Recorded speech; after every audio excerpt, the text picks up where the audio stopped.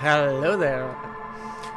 So it took me a bit longer than expected, but yeah, we will continue Disco Elysium.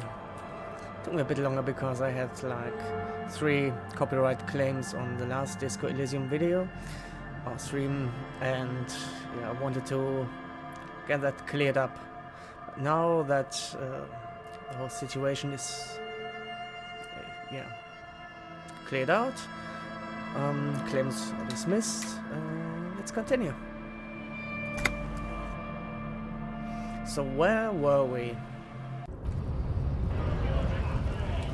Okay, yeah, we were trying to get into the harbor or something, but there was a strike, and there was the big fella who wouldn't let us through. The racist here. Talk to you again.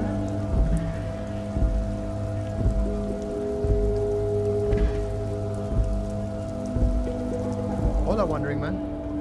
How can I help you?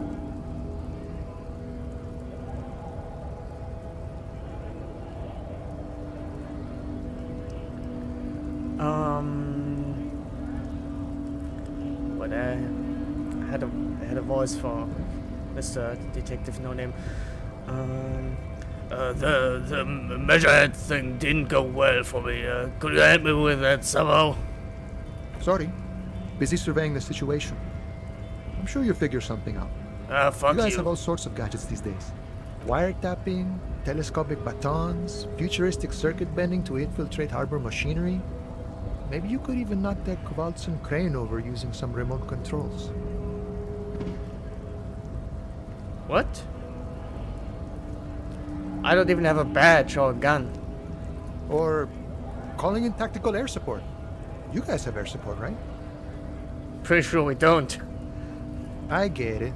Hush hush about the secret technology. Sure. Something changes in his disposition. A merciful smile in the corner of his eye. All right, I may have some advice for you on how to deal with Jean-Luc there, out of solidarity to the RCM. It's low in technology, however. Okay. First, don't fight him, obviously. Yeah. Second, get him to share his theory by being subordinate. Admit your lack of expertise. Basically, grow them. That's how I do it. You're welcome. All right. Maybe that would work. We'll have to see. Yeah, well, good talking to you. Good run. Okay. Let's talk to that jackass again. What's that? Could we go through here?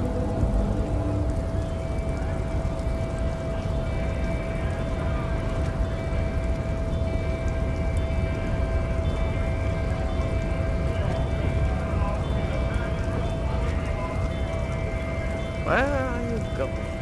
Finding a way from me? Nope. Of course not.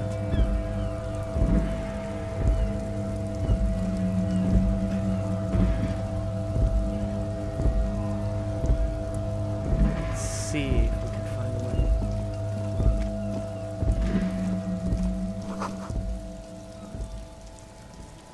Where is our buddy? Oh, there he is.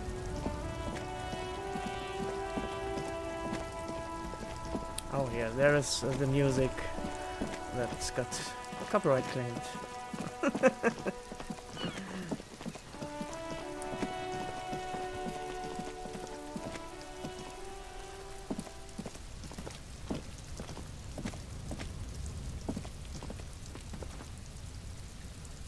Okay. Why? An inconspicuous pile of the roofing material, Eternite. What is It's nothing. Someone just left some roofing material slanted against.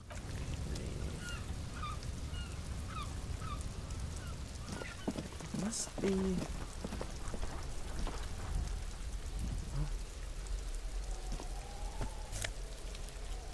Okay.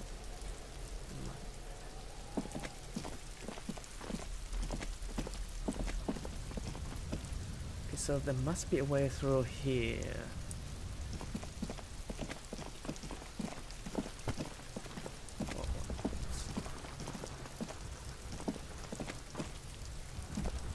What's that? Talk to the ground. Nothing. There are several footprints in the mud, left by work boots. Anywhere from 6 to 12 pairs have walked here. Oh, okay. Yeah. Let's do visual calculus. What do you think you are? A super detective? You're Yes. hungover. I hope These so. are just dents in the mud. No pattern emerges for the time Okay, being. what kind of boots? Heavy workers' boots with reinforced toes and hobnails all over the yard. Yeah, sure. So nothing we didn't already know.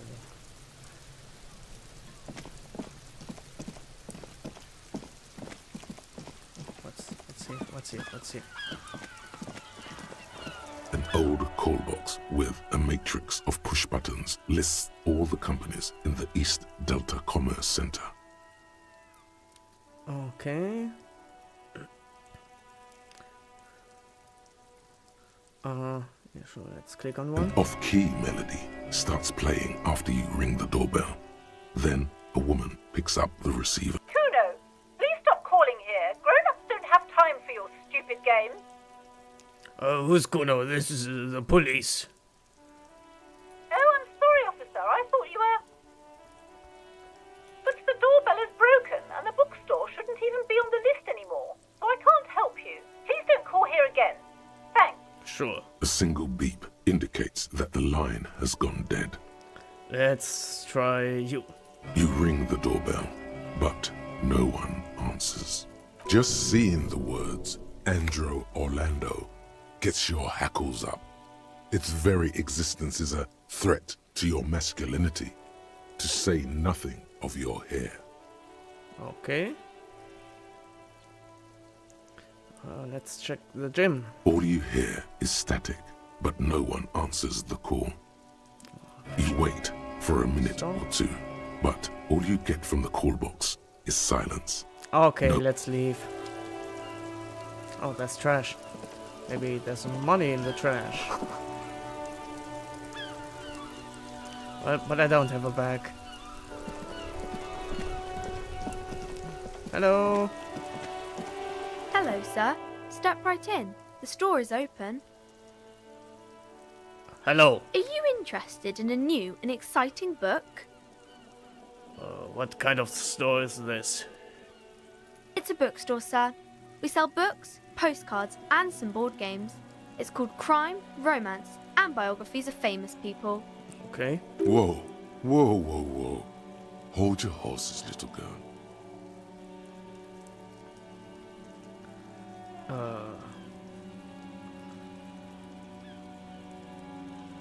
Don't be ridiculous. I know all these things. You're fooling nobody. Don't you sass me. Sir, are you okay? You've been standing here silently for a while now. Is it okay if I ask you some questions about Okay, books? sir. I'll try to answer any questions you have. I hope they're about books. What's your name? My name is Annette, sir. My mum, her name is Plaisance. She owns the store. She's inside minding the register or organising the stock. Feel free to step in and browse our wares. And you're standing out here because? I'm signalling that the store is open. Otherwise, people might not know. They'd miss out on the crime, romance, and biographies of famous people. You could put up a sign. A sudden child? rush of wind turns the pages of the books on the counters. She covers her face, smiling, but she's cold.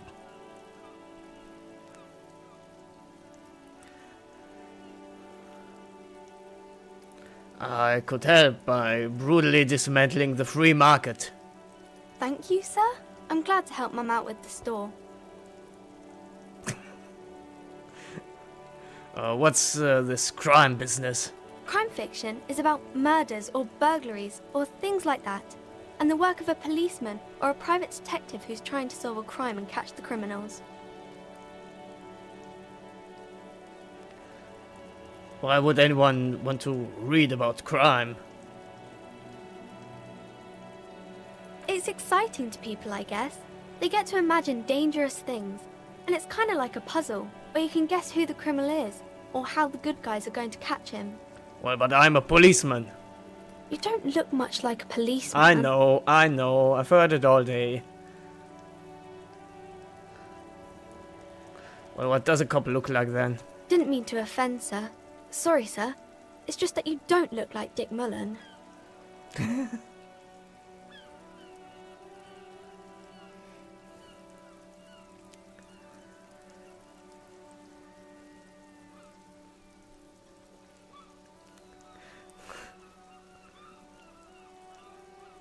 So I used to be exactly like that Mullen guy, then I decided to live a little.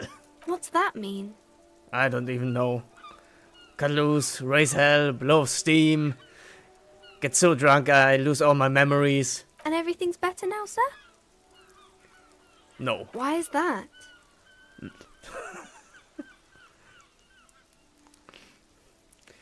A man can never be truly happy with who he is. Oh, okay. I shouldn't have said that thing about Dick Mullen. You know, nobody actually looks like the guy in the picture. That's just a stupid fantasy of a name. She looks at Dick Mullen, frowning. Dark, arrogant, violent, likely overcompensating for something. That's not a healthy look. Muscles get bigger, heart grows weaker.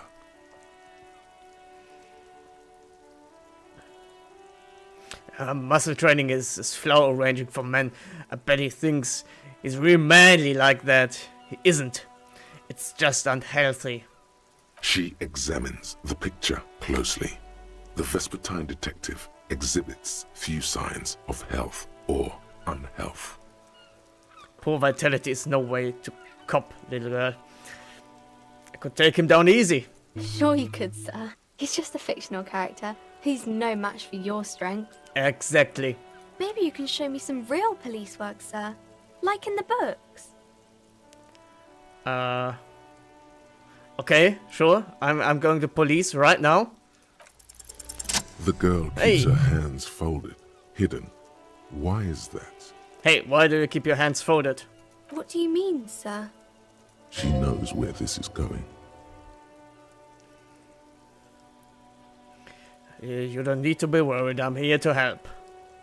She looks around anxiously. Her hands remain folded in front of her. She doesn't want to show them. The lieutenant stands by, looking at the two of you with little interest. Yeah, screw you. A facade of true professionalism. He is far more intrigued by the situation than his poise reveals.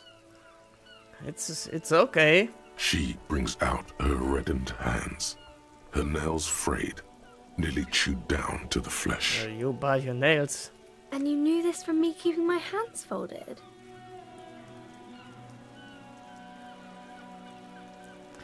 Yes. It's super simple for detectives such as myself. Well, that proves nothing. Anyone could do an easy deduction like that. Yeah, but I did it. Haha. She actually is impressed. This is more like a defensive reflex.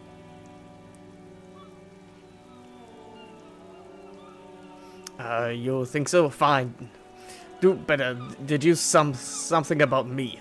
You're quite sober. I am? The lieutenant does not flinch at the comment. He does not flinch even a single bit. He is intensely not flinching. Okay. It takes effort. Wait, how do you know I'm usually not? Because you usually aren't. Okay.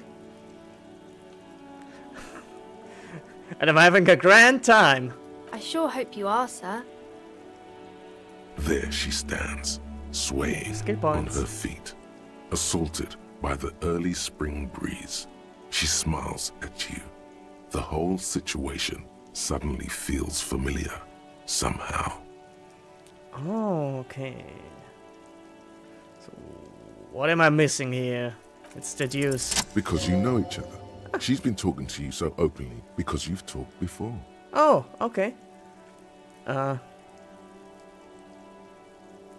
Well, hang on. So you know me? We've met before? Yes, I stand in Oh. this spot all the time. Okay. You've been running around all week, sir. Sometimes without your shirt on, asking people questions. I haven't really understood what about. Okay, well, did I ever talk to you? Of course, you stopped by a few times. You certainly look better than the last time I saw you.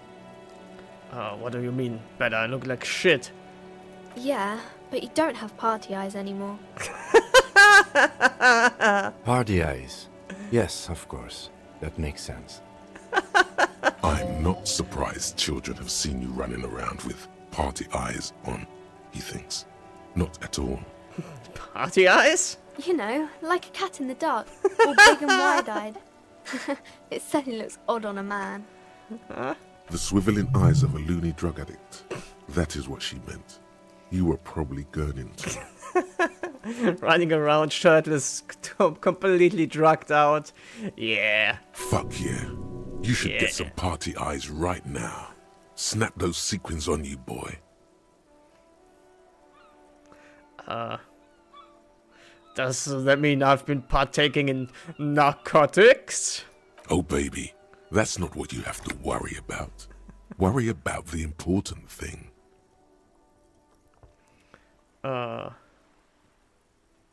So why didn't you tell me you knew me to begin with? I didn't know I had to do that. Oh, okay.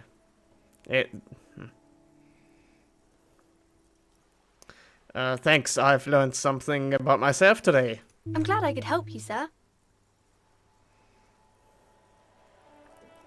So, who are these famous people? Oh, kings and queens and generals of old, or artists and writers, or musicians, those kinds of people. There's usually something extraordinary about them. Well, I'm extraordinary. I think that's why people read them, to find the secrets of their fame. Seems like most people who read those books fail to get more famous from reading them. Reading those doesn't make the readers more famous, does it? But it does make the famous people more famous. Maybe someone will write a book about me one day.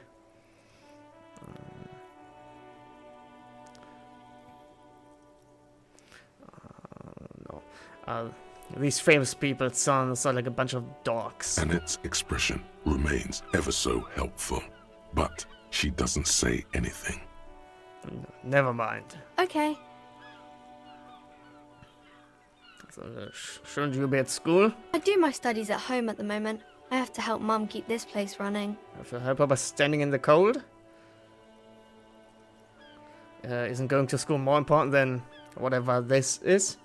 Mum says it's necessary to do both because it builds character. Mum says a proper worker is dutiful. That's how you get ahead in life. You succeed. Okay, how's the business going? Mum says it's peachy.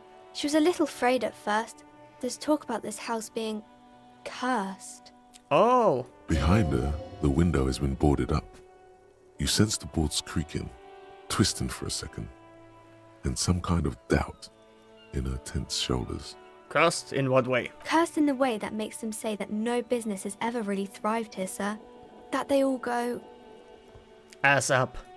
I wouldn't really say it like that, but I guess so. I don't think curses are real. They shouldn't be, but they seem real. Anyhow, they say that these grounds are doomed for businesses. Well, they are not doomed, but your mother should learn from their mistakes. Of course, sir. So, and about this romance business, what's that all about? It's the type of book where there's a rich lady and she has to choose between the good man and the bad man. Or there could be a story about a poor lady getting a rich man. It's about man and lady business, sir.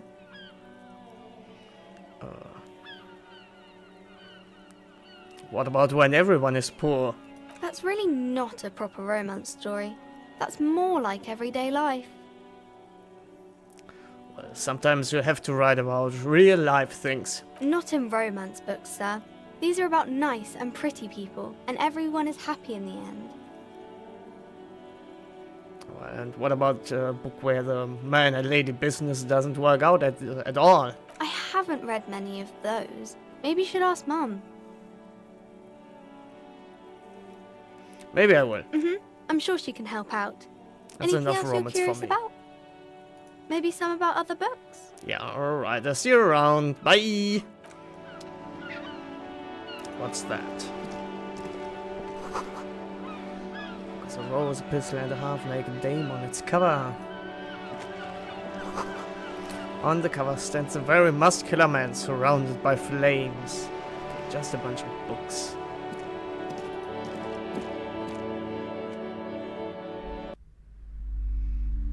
Hello! Welcome to Crime, Romance and Biographies of Famous People. My name is Plaisance. Be welcome, and please take responsibility for the energy you bring into this space. What? A golden pendant hangs around the woman's neck in the shape of what looks like a tiny fish head trapped in amber.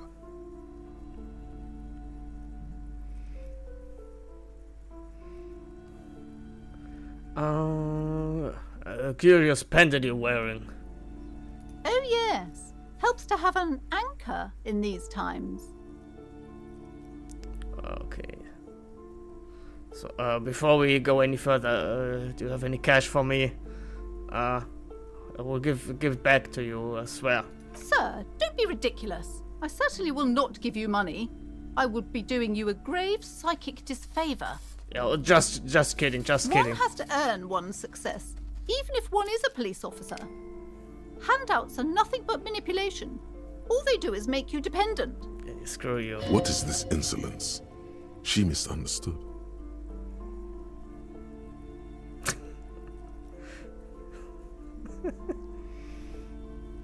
No, that's not me. Of course, no one puts words in your mouth. So, are you the owner of this store? I am the proudest owner of our little shop of culture. She has fine-tuned her voice to find the most welcoming approach for attracting new customers. It doesn't work. So, your daughter is the one standing outside the store, right? Annette, yes, my daughter. I hope she wasn't slacking off again with her nose in science fiction. Tell me, was she at her post doing her job like a proper girl? Yes, of course. Wonderful. Did you talk to her? Of course. Great. On a scale of 1 to 10, how compelled were you to buy books after talking with her? Her opinion of her daughter depends on how well she lured you into the store. I'm not going to grade a human being. I don't do that. Come now, it's not personal. It's about proper sales practices and market research. Well, sure, I it's a expect 10. my precious. Her dedication brings joy to my heart. If you have children, I hope they turn out as great as my Annette.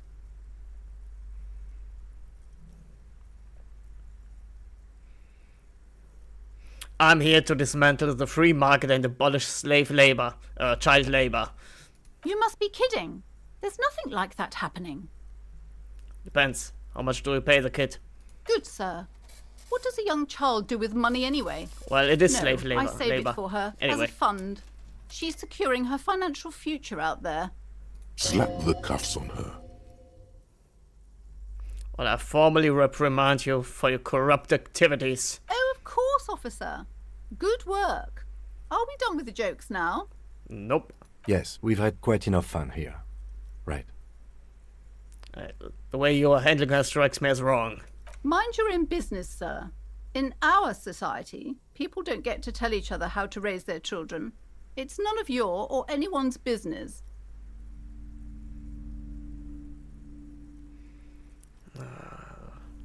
All this pressure has made her really anxious now. I better not tell her that. That would probably be bad for the kid. So, but If I can't arrest her, let's change the subject. The woman before you scans the store, her shoulders rigid and tense. Every now and then, she nudges her glasses.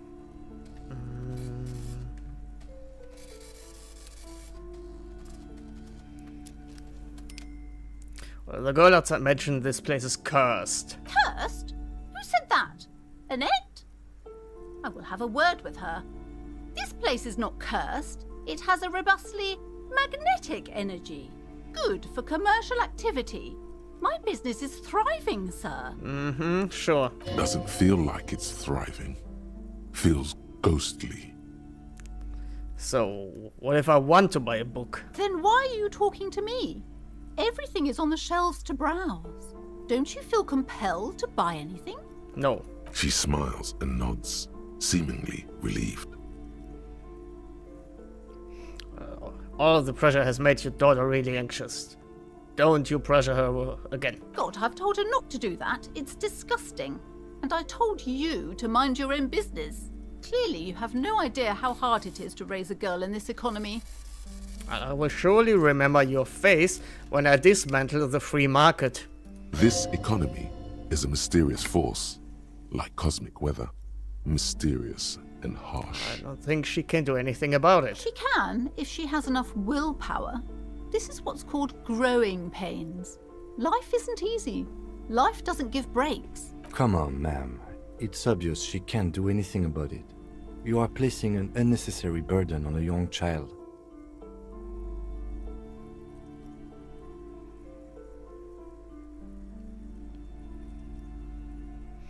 So, what you're doing is wrong. Even I know that, and I usually don't know shit. She stands stiff and severe, silently fuming. 10 or so seconds pass without change. Oh no. Hold on. I need to invite her inside and apologize. She must be freezing out there. There. I don't know what to say to you. My husband, he tries to teach me business lessons. I have what my mother called a dull mind. All this stress. I don't believe you. It sounds like both the husband and the mother treat her the way she treats Annette.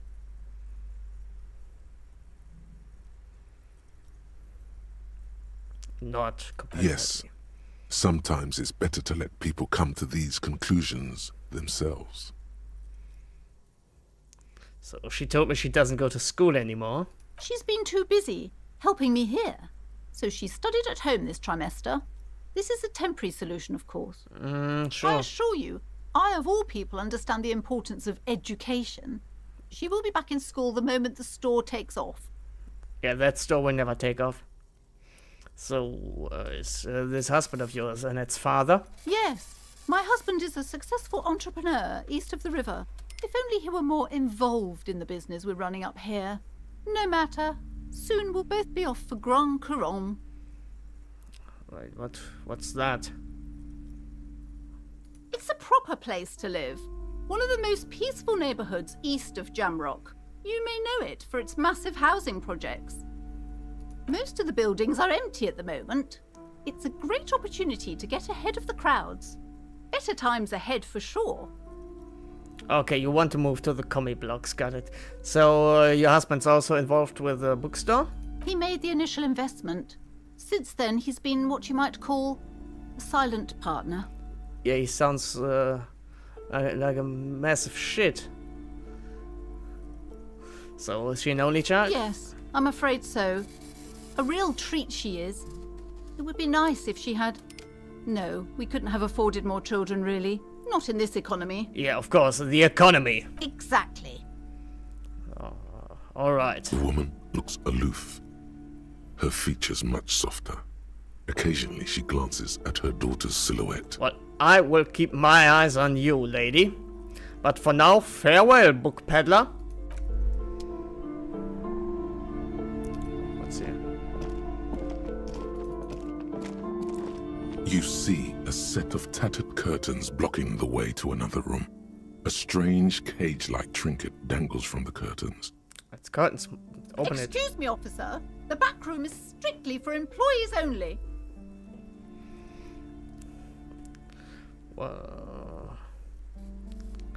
Examine the strange trinket.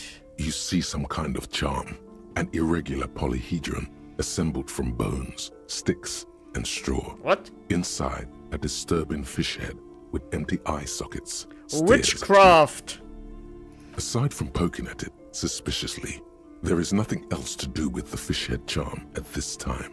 Shopkeeper, curtains what's remain behind the shut. curtains? Nothing. Why aren't you browsing the books?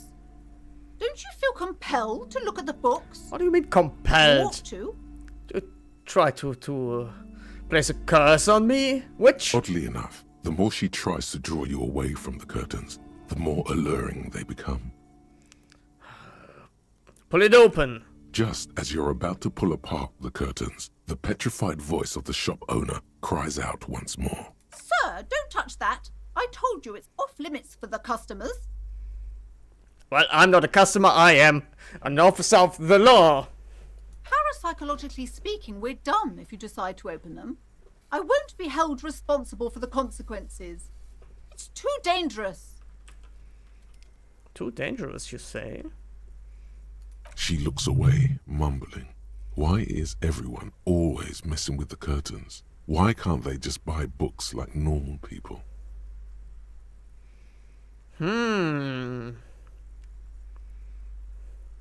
But I sense this place calling for me. I must investigate beyond the threshold.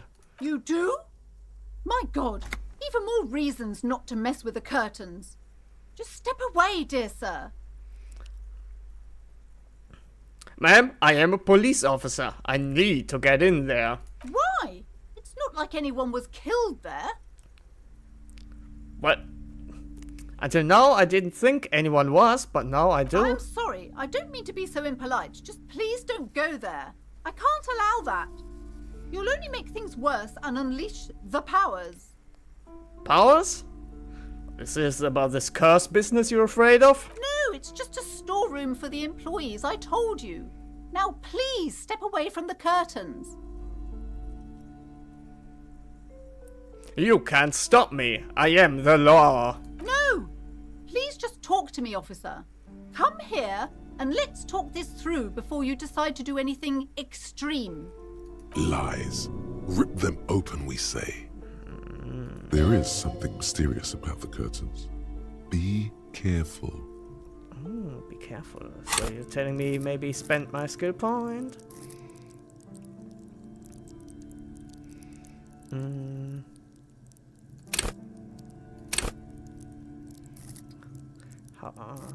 Okay, I can't improve this. No. Knowledge, psyche.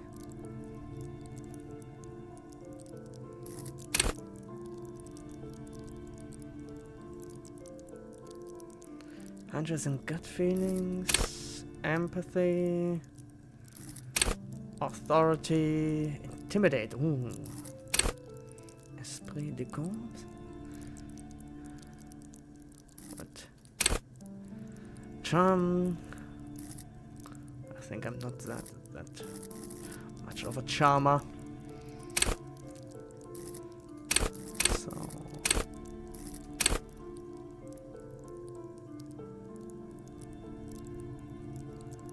Oh, okay.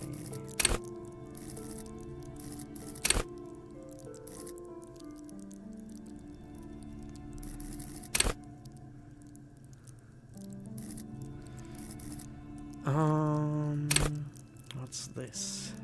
Go to Party Planet. No. Hunches and gut feeling, that sounds good. Empathy. Authority.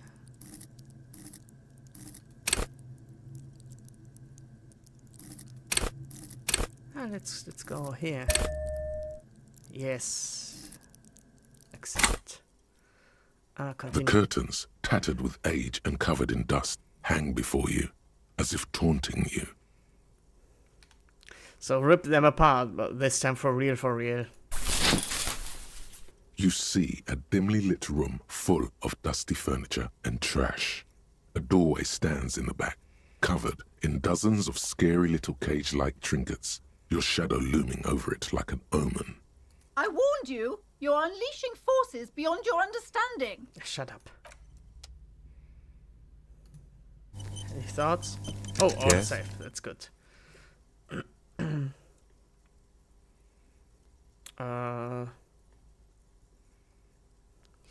You seem to be following me. Excuse me? No, just an You have observation. a distinctive way of walking. If I were to walk in front of you, we would surely collide. What do you mean distinctive? I hope you don't take this the wrong way. It's just a collegial observation. In the 57th, we call it the Jamrock Shuffle.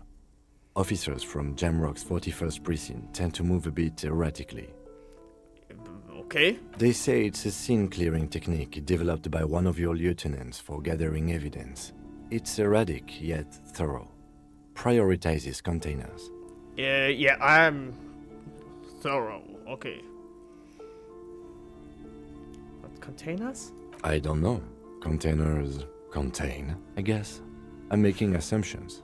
We should move on. Yeah, let's Passing move on. along frivolous interdepartmental stereotypes is not usually his oeuvre. He regrets bringing it up. Okay, nothing. So let's see. What's up here? Ghostly silhouettes of hair dryers. No saint person would ever put their head into such machine. Yes?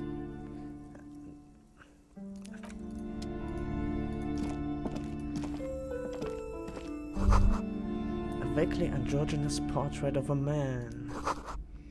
Merely looking at that unmanly haircut threatens your masculinity. A heavy door with a missing handle stands before you, covered in dozens, if not hundreds, of little oddly shaped trinkets and charms. It appears to be locked. What if you just break it down?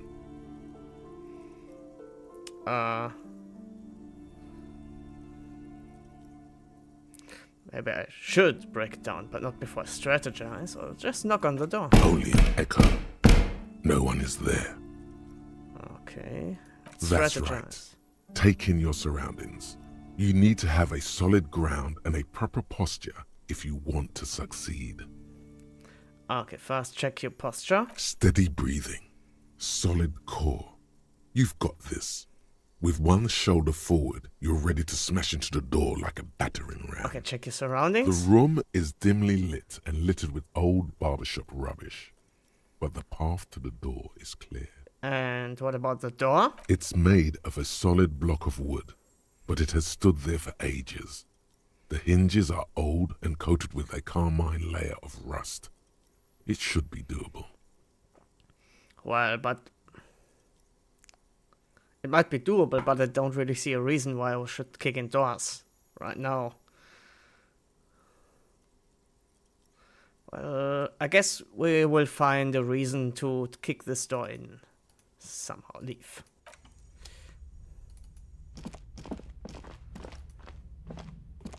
Lady, what about that weird room? I wasn't kidding when I said we're parapsychologically done. You clearly don't care about the consequences. What gives you the right? I detected psychic emanations from within and was compelled to investigate. Don't expect my help from now on. The back door is locked and I threw away the key. I won't trifle with such forces. Do look at the books, though. The books compel you. You may be able to make up for this by buying a lot of books. I hope you're a voracious reader. Farewell. Child, what do you know about the back room? I'm sorry, sir. I can't talk right now. I'm very busy with my homework. I have so much homework now. You just can't win. Out of the rain and into the gutter. What are you doing now? Math. It's really difficult. Like, really. They say you need it to get rich. Better than standing outside in the cold, I guess. Oh, I found something while you were away. Oh, what is it? I thought this would fit you. Like, thanks for helping out. Not Dick me. Mullen's The city, I hat? mean. Like a detective does. A detective hat? Yes, just like the one Dick Mullen wears all the time. You'll look way more serious with that. Right, I have to get back to my homework now. Okay, Before Mum notices. thanks. Bye. Have a hat?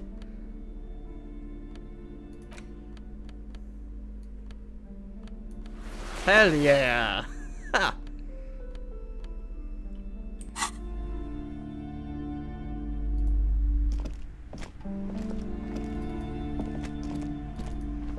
So, well, she won't speak to me, might as well kick in the door. A heavy door with a missing handle stands before you. Nope. Only an echo. No one is there.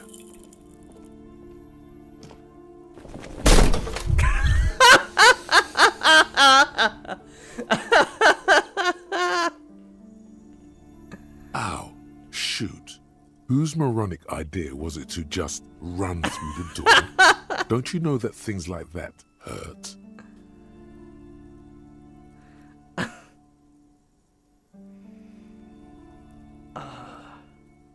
This really wasn't the best Are idea. you alright?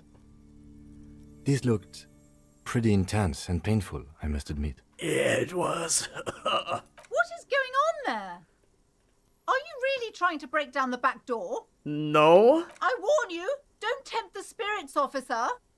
Don't tempt the spirits, or you'll damage the holy wards on the door.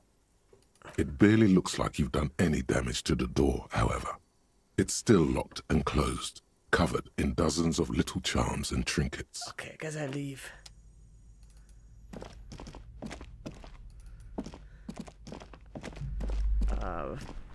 Bye! Well, that didn't work out too great.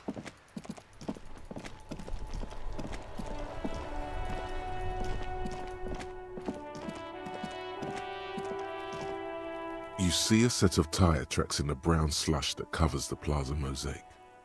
Oh, why am I looking at this? Cop At the- habit. You look at everything. This isn't case related, you think. Reconstruct them. Ah, visual calculus, not my thing. No, No. these tracks are not interesting at all. Let the street sweeper just sweep them away. What kind of vehicle was Hard to it? say.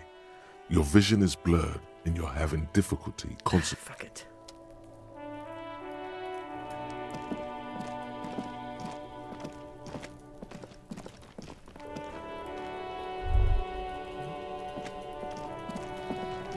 Oh, This trash container is locked. The sliding lid has a padlock that says, whirling in rags.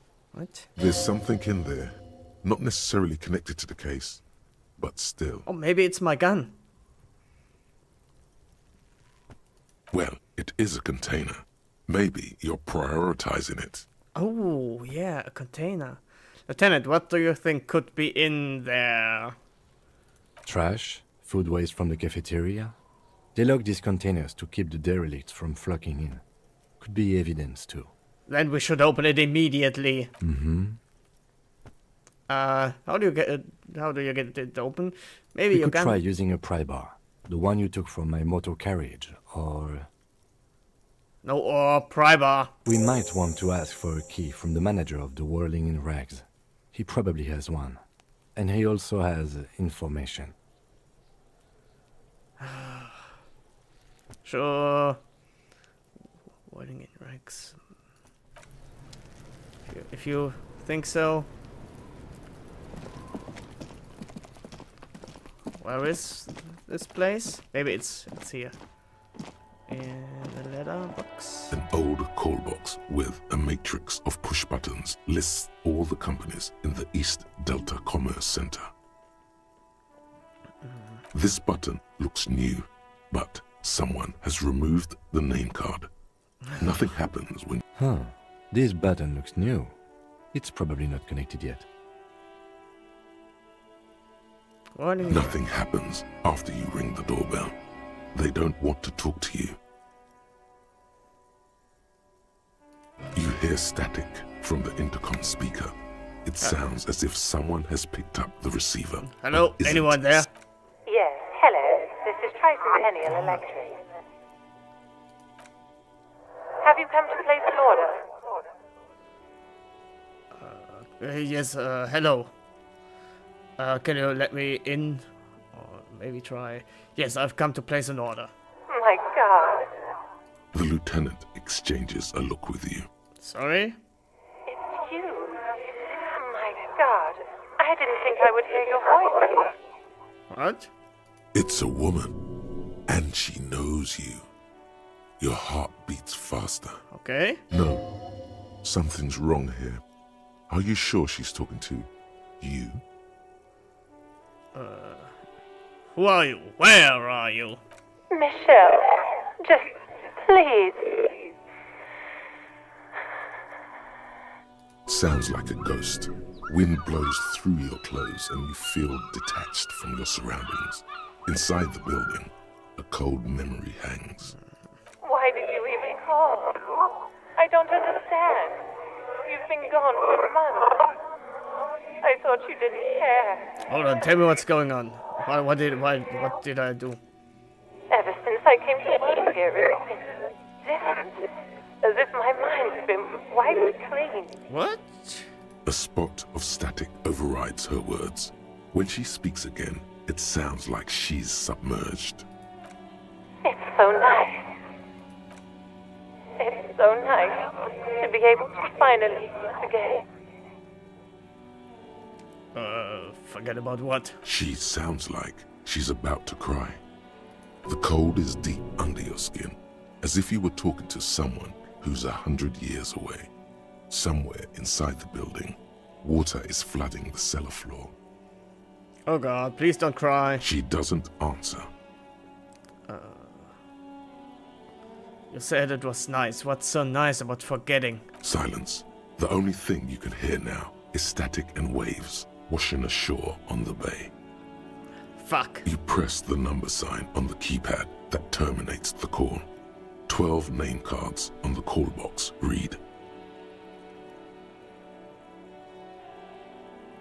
Okay, let's try the other ones. You ring the doorbell, but nothing happens. Silence. No one answers the doorbell. Looks like someone has melted half the plastic off with a lighter. The doorbell doesn't work come on. anymore. Silence. No silence. No one answers your Okay. call. No one will let me in here.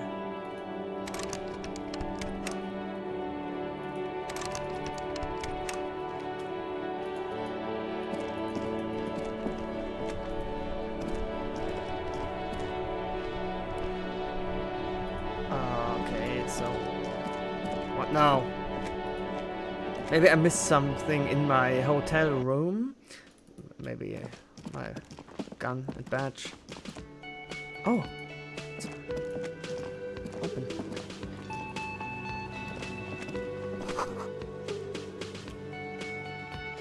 Hey there. A thin man is smoking below an exhaust hood, occasionally sipping from his mug. This must be the Whirling's cook. As you step in, he nods toward the table and says something in a completely foreign language. The only words you can make out are Garancy and Quebec. Okay. It must be his name. Garancy. Garancy Quebec. Sounds representative. Ah, grazie. I've got some questions to ask. The man puts his cup down and replies something, his left hand drawing arcs in the air.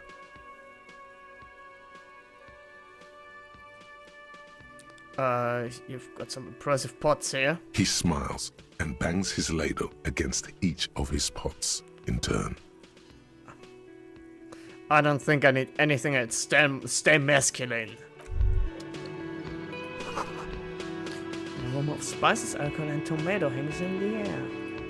Let's get out here. You see a heavy steel door with a prominent dimple lock. It's painted blue. I can see that. You immediately feel drawn to the color. Blue is for mystery.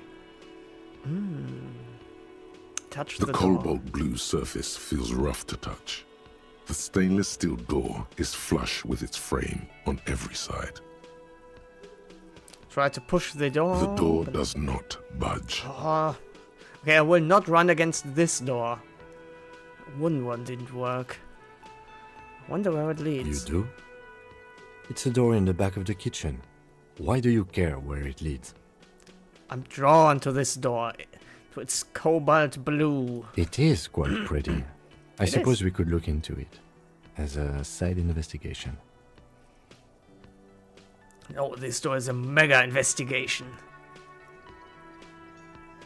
Oh no, this door and the main investigation will merge into a stereo investigation. If you say Hear me? so, Gart is the person to ask about this. The Yeah. cafeteria manager. Okay. Let's check out the cafeteria manager again. Oh, hey there. Can I help you?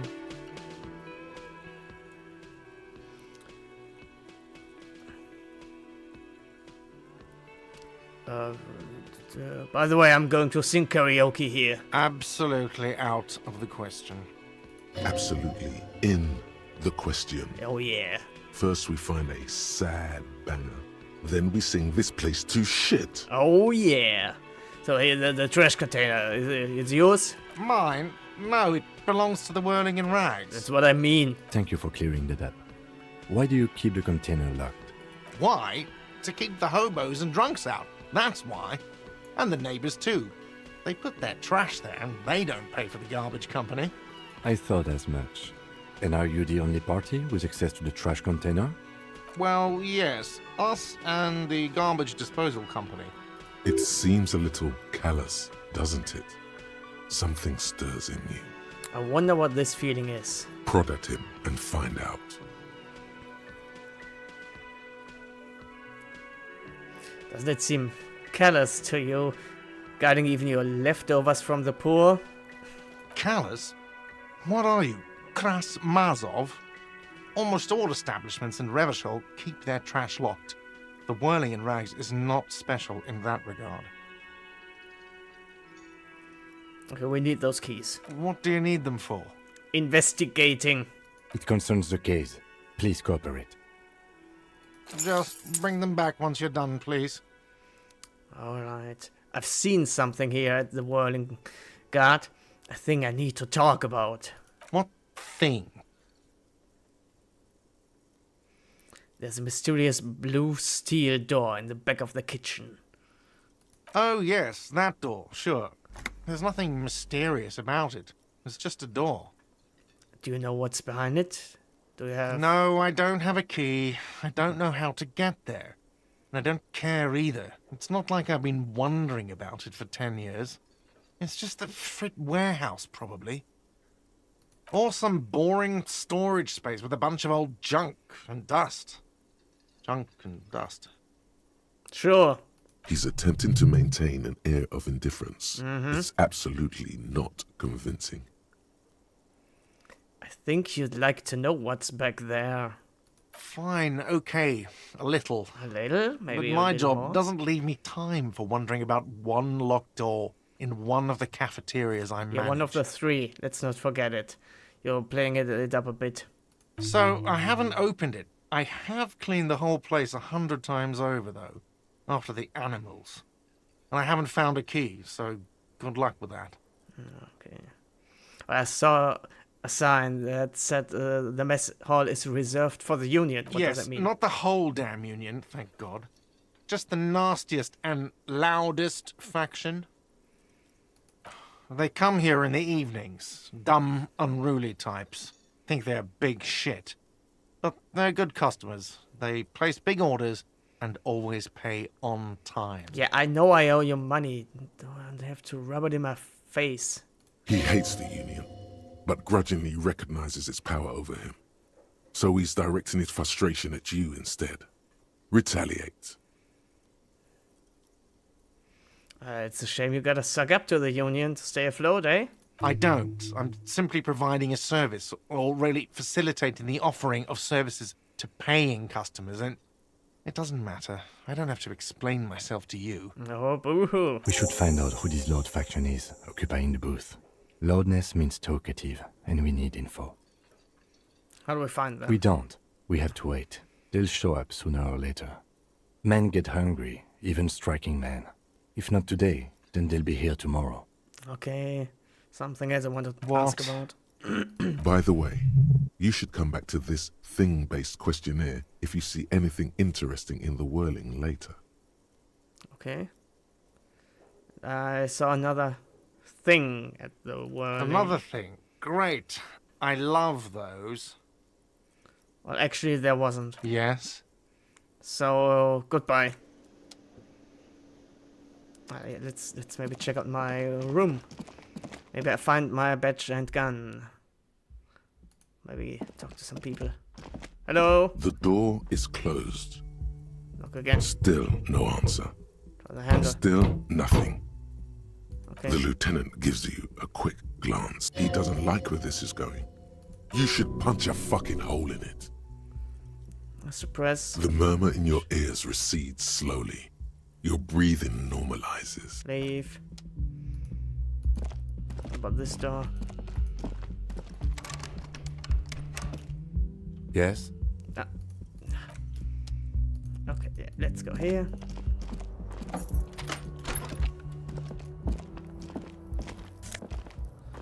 I'll take it.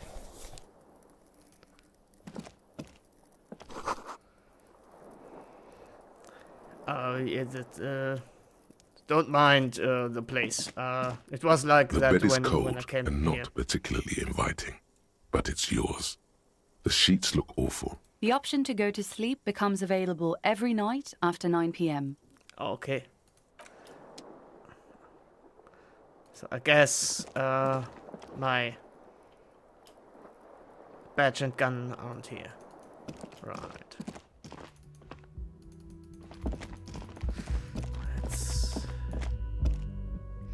Let's see what's in the trash bin.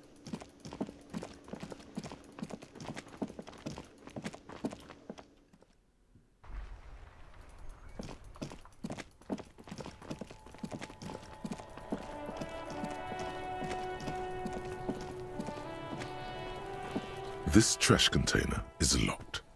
Open. With a well-oiled crack, the lock pops open. Don't. Maybe you shouldn't. Maybe I should. Maybe you shouldn't. Of course you should. Yeah, This is your right? time to shine, Hobocop. Dive into that dumpster for extra content. Didn't I just have a premonition that there's something in there? There is, but you won't like it. Sweat Open it. forth, Maybe the it's my smell shit. of rotten food rises to greet you. You see soggy cartons, dirty rags, and organic waste. Yeah. Really don't like that. We're just in time. This hasn't been emptied for over a week.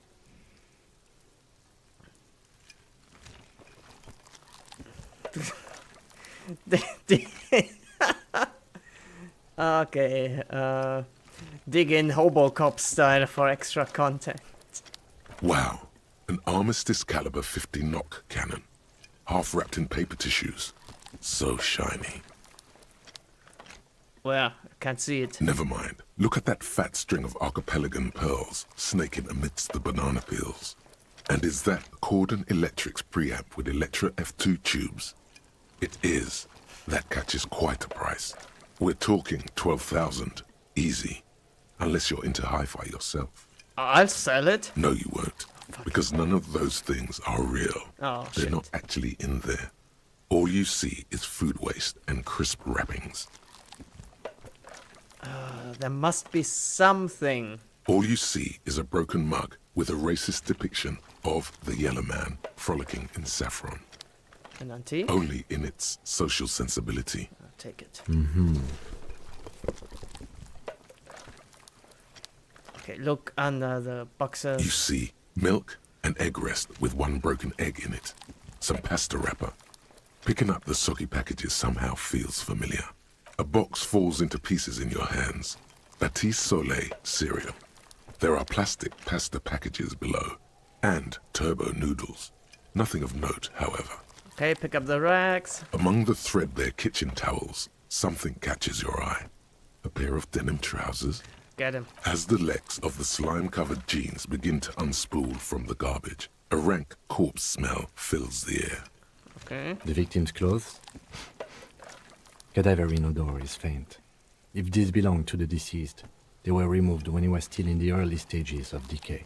Alright. How did they remove his pants, but his boots are still on him? Drop them in here, officer. Like the Guitar trousers. marked blue jeans. Pocket empty or emptied. He wore them with a belt, too. A white belt. The loops appear stretched, but the belt is missing. That's it. Do you see anything else in there? I have another bag here. Something slimy catches your eye. Reach for it. A drab, long-sleeved shirt, olive-colored, appears from the food waste, dripping with pus. Oh god. This is a military-type overgarment. No label or serial number. This is the kind of rib-knit shirt that's worn over light armor to conceal it in an urban scenario. Anything more? The rest of the rags are just kitchen variety waste. That's all I Just think. All right. We should go to Gart again and ask if he knows who put the clothes in the trash. It could be as simple as someone from the hostel cleaning the yard. Or that one. I'd advise against confronting that force.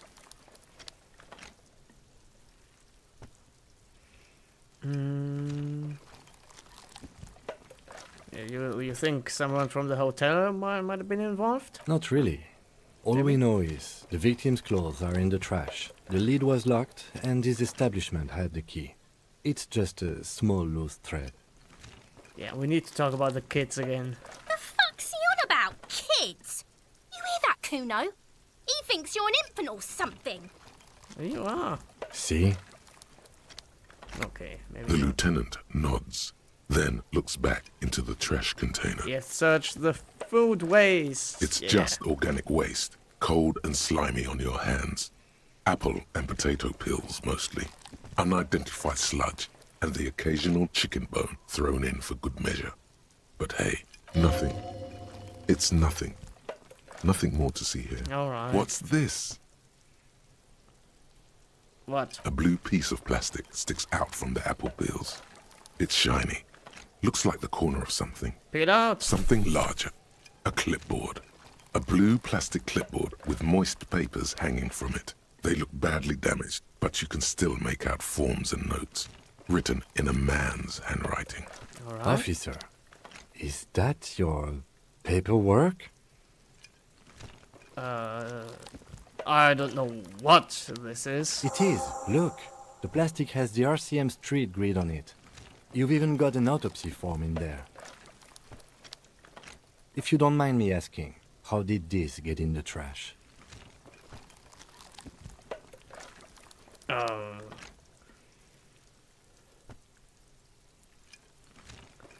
I think I don't know. Someone from the wording threw it in the trash. I don't know. Boring. Boring. Try dangerous. You should do a thorough inventory of that. Be sure some has not fallen into the hands of the RCM's enemies, organized crime or worse. Official notes sometimes contain informants' names, even undercover operatives. Sure, I'll do that. It would also not hurt to start taking notes on the case. Now, tell me what your eagle eyes see. Or are we finished? Some items, such as the ledger you found, are interactable. Go to your inventory and select the Interact tab to read your paperwork. Can't. The container sounds a muffled gong. Hey, close it. That's one thing off the list. So let's see.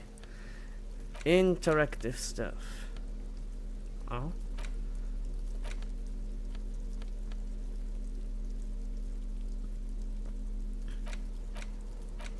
How do I interact?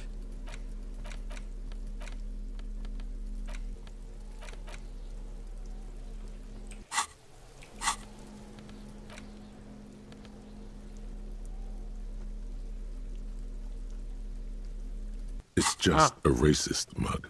What's there to read here? Not much. Oh, there's actually quite a lot to read into here. Oh boy, here we go. What are you going to say about a broken, tossed-away mug that you dug out of the garbage?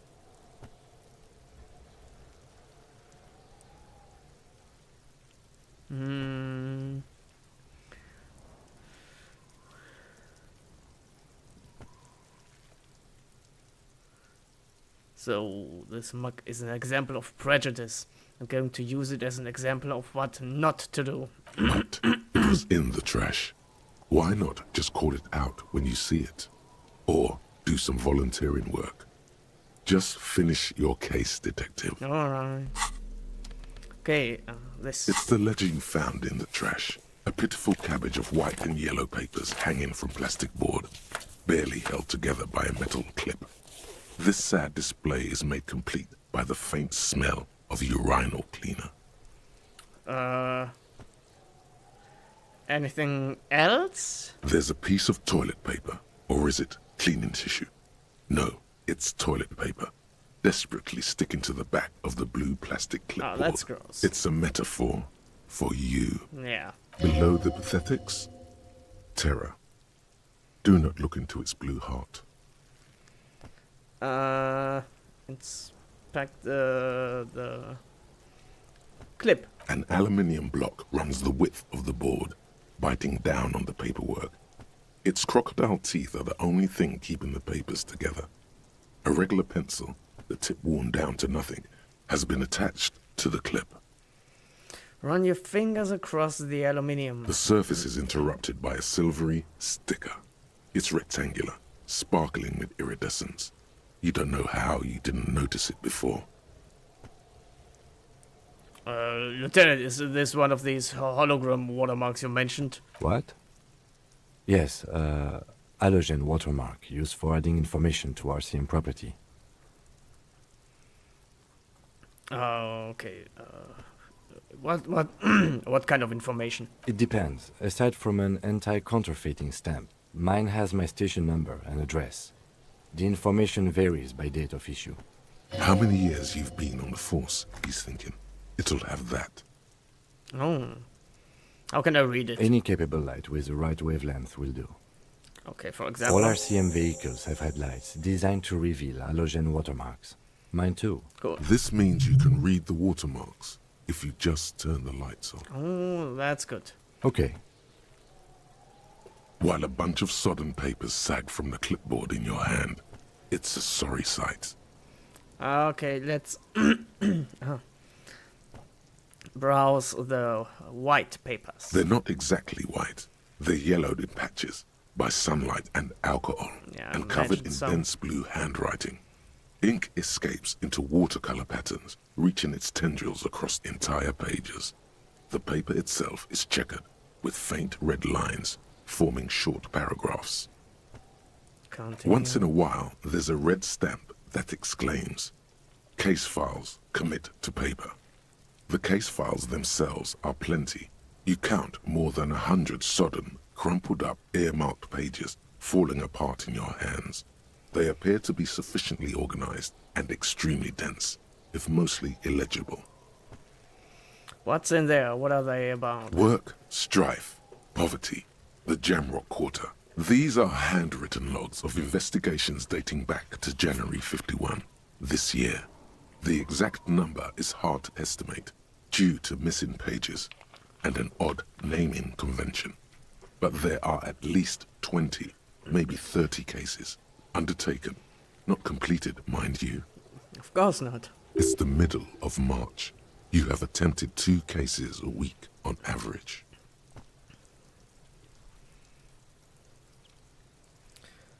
Is 2 cases a week a good case, Lieutenant? Huh? 2 complex cases to undertake is a lot, yes. You really have to push yourself. I would not suggest it, lest you start making mistakes. 2 cases a week appears to have been my load, Lieutenant. I'm not sure I completed them, though. 2? That's a lot. I didn't mean to say you are making mistakes, by the way. That was presumptuous of me. I'm burned out, alright. That's okay. We all do, sooner or later. Like a fan of gills, the checkered papers dry in your hand. The handwriting is extremely dense, if mostly illegible. So there was a mention of a naming convention there. Yes, it appears you employ a, shall we say, robust yet literary system. Each investigation has its case number written on the margins. Yet, still more tellingly, most are accompanied by a name.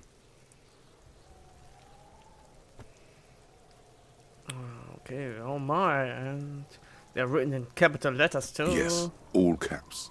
One is called The Next World Mural. Another, The Square Bullet Hole Murders.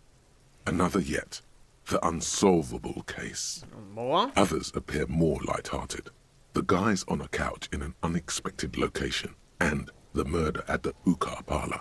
Even the rare article-free collapsing tenement. Murder features prominently throughout. Okay. You like this grimy murdering, don't you? Apparently I do. It's going to take an effort to piece these case files together, but it can be done. Once you're done inspecting them up close. Okay, so count the pages. Let's see if I have room to open a case. There is, for precisely one more. 15 pages near the end remain untouched by the damage. The checkered grid forms a structure of passages, breaking the case into subtasks to accomplish. Commit to paper. The tasks you've completed flow out of the pen in a brash freehand similar to the rest of the letters. The wording comes easily. It's almost robotically simple.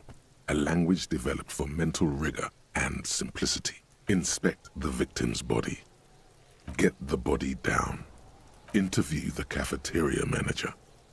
Cross out the ones you've already finished. A satisfying slash sounds across the paper. You're done, it seems to say. And you, and you. Things to be done and things already done. The composition of reality. This is an extremely useful tool for a detective of the citizens' militia. Now all that remains is to name the case. Lieutenant, have you by any chance named our case? No, actually. Any ideas?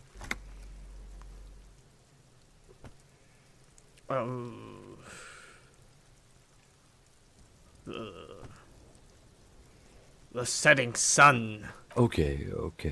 It's a good name, but it has one problem.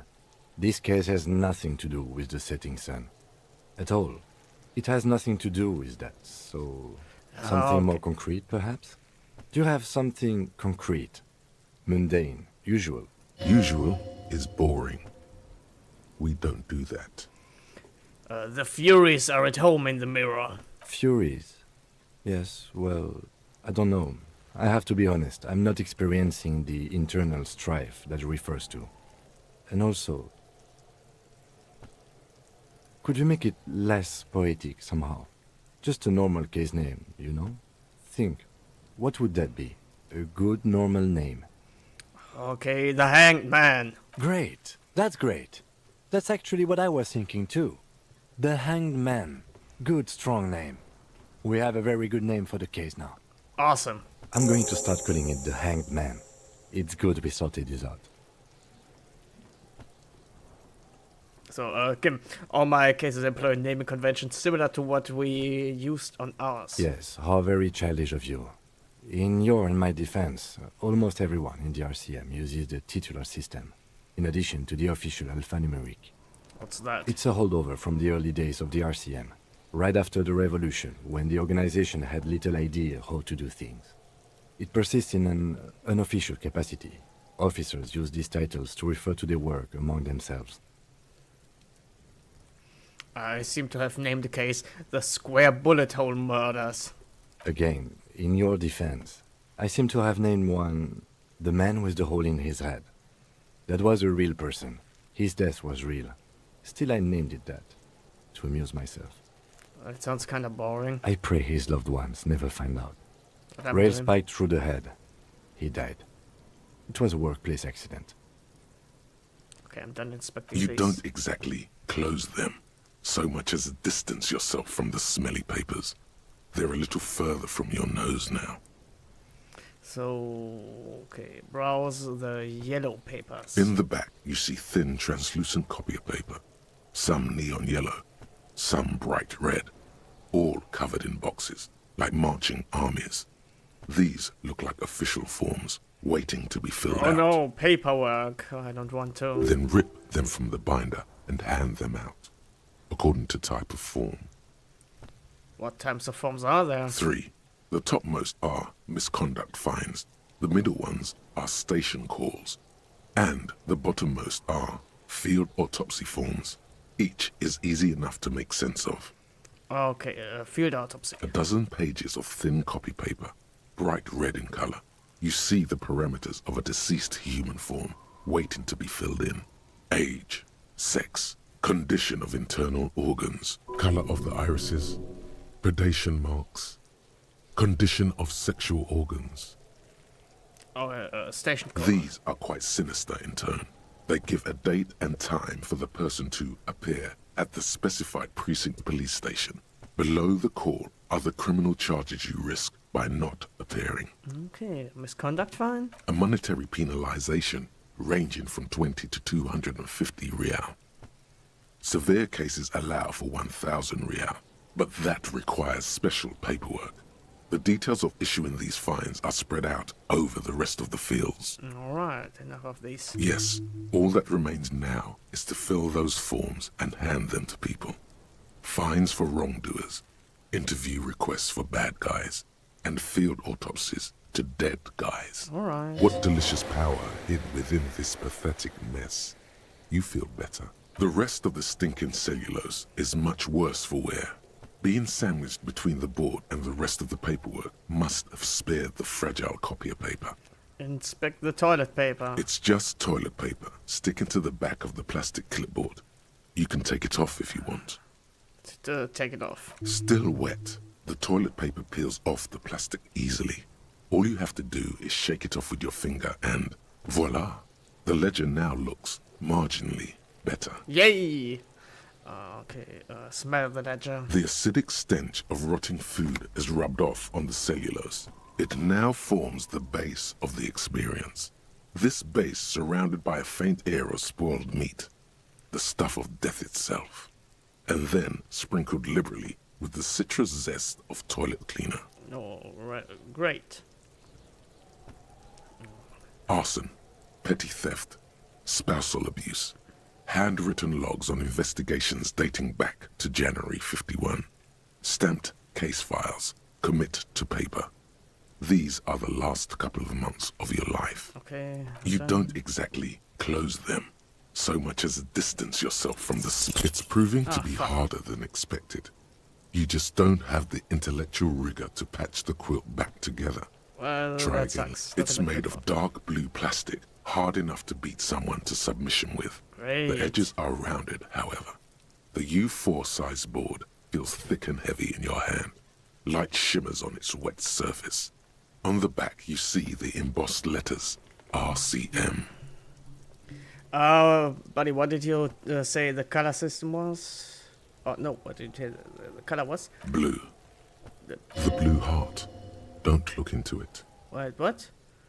Shake the ledger. Something rattles inside, ever so lightly. Is there a hidden Is it compartment? my badge? The plastic shimmers like lapis lazuli, but it is not see-through. You cannot see to its center. How would I open it? With your hands, U4 sized duh. pages hang from the clip, screwed to the top of the board. I'll try to open it. Is for not fuck's what sake. you end up doing. You squeeze the plastic to slide it open, but nothing happens. Then you bend it some, then crack it. The goddamn thing is stuck. A hot flash of rage comes over you. For a moment there, before it recedes, you feel as though you might just squeeze a tear of anger out of your duct. Makes you wonder, why? It's unjust, that's why. You can't even get to that thing anymore. The ledger quivers in your hand. As it shakes, the pages rustle. This pathetic mess suddenly afraid of you for some reason. Okay, I put it away. That was useless.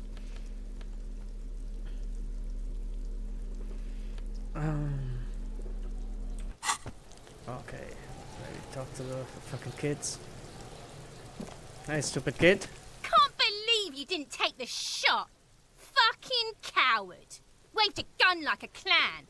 Next time you point that shit at me, you better take the shot. Kim, can I have your gun again? She continues to be here. All due to you being a coward and not shooting her. The contempt is thick enough to cut through with a knife. This kid is way, way worse than the other one. Okay. The other one seems like shit. So you tried to kill Kuno's girl? What's up with that? You want to talk about it?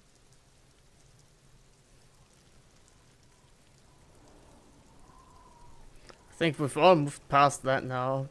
Not all of us. Acts like that stick with you for a while. No one's moving anywhere.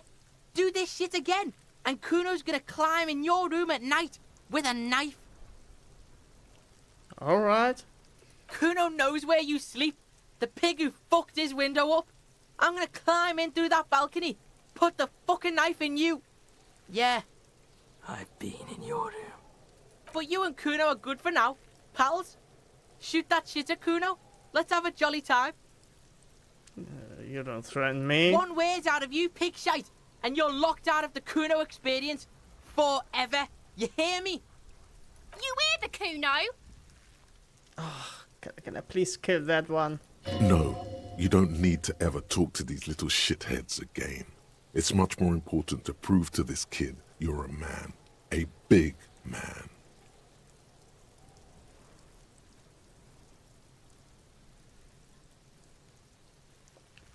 What? Risk my relationship with that fucker? Yes. You and Kuno are fucking done. Get the fuck out of Kuno's sight. Let's go, officer. I've had enough of this. The kid doesn't even look at you. You're dead to him. Good. Finally. Still no... Wait a bit. But let's... What am I supposed to do now? For damages, can't do that. Find smokes and smoke them.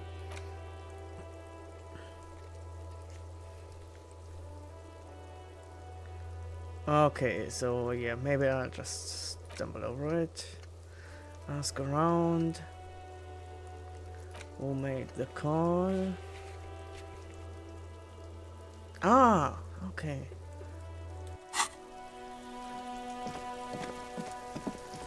We can call from Kim's car. Let's do that. Inside, you see a set of steering levers, a radio microphone, a pull-out toolbox, Give how do I turn on the headlights? Alright. Ready? I turn, you press start. He's downplaying his excitement. The lieutenant is more than happy to show off his precious carriage. The dashboard lights up with orange glow. The rounds per minute gauge jumps, and the engine of the Caprice Canadian comes to life with a whiny growl. Okay. The lights unfold with a Damn. little click, casting electrical light onto the ground before the vehicle. There you go. I'll turn them off from the remote once you're done. We just need to stand in front of the machine now. Okay, but first pick up the This radio. is Precinct 57. How may I assist you? I need you to contact me to a civilian. Sylvie. She may have reported a murder. Of course. What is her number, officer? Didn't God give you the number? Yes, hold on. Her number is 005 1944 298. Received. Hold on, officer.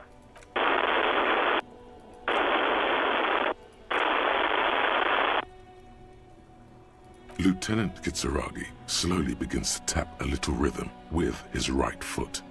Quite a lot of time has passed.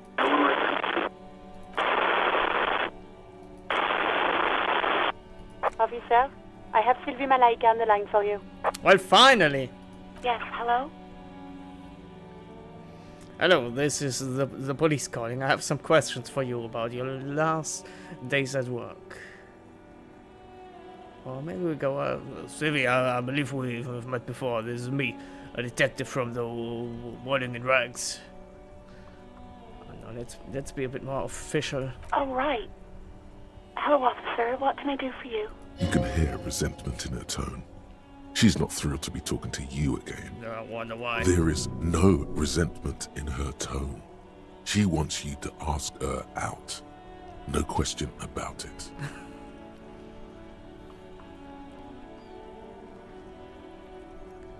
So, you quit your job at the Whirling. Why? You mean, why did I leave the bar? Honestly, I'm not really comfortable discussing it with you, sir. Alright. Maybe, I don't know. I just know I have to take some time off right now. Okay, so was it you who called the police? No, not me. Do you know who made the call? No, sorry. I don't. Not a lot of people have phones around here. Copper thieves take the wires.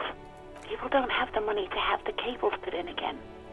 They use the Union's phone, or the one on the coast. It was someone else. We'll find them sooner or later, officer. It just might take a while. What? Why didn't you call? Didn't the cops bother you? What? Of course it bothered me. But I thought the Union already knew about the court. What does this Union have to do with anything? No one calls the police. The Union would get angry. What do you mean by that? You know, what the Union says goes. People listen to them and they take care of their own, which is like everyone here. Garbage.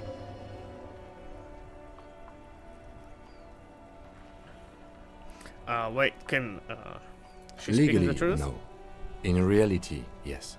Martinez is de facto policed by the dock workers union.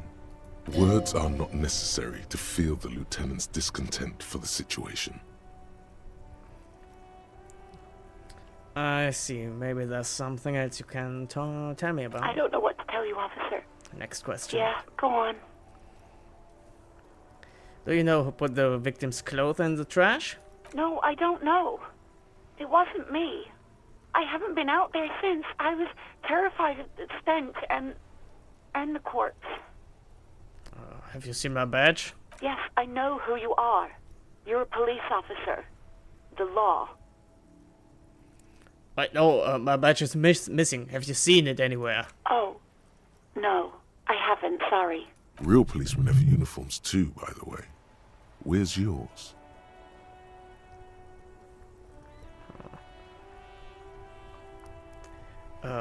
Kim doesn't have a uniform and he seems to be real. He's in plain clothes, voluntarily. It's different from not knowing where your uniform is. There are officers who wear the signature Perseus black uniforms to the highest ranks in the RCM and end up buried in them as well. Others do it more casually. Shut up. Have you seen my gun? Please, no. Not this again. Everyone saw your cool gun, detective.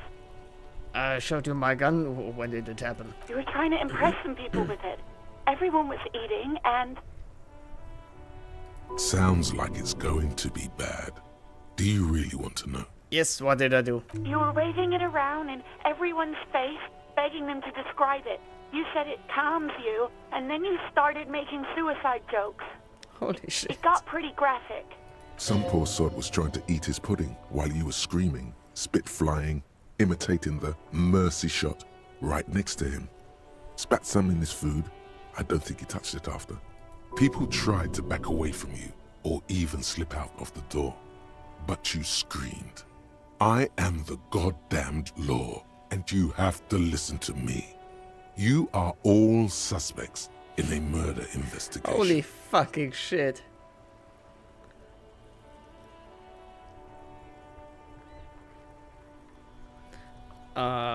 Okay, yes, but what happened to my gun? Just conclude. Just don't talk about it anymore. No. No idea. All I know is next you were waving around money instead, saying things like big bucks cannot lie and guns can't buy money, but money can always buy guns.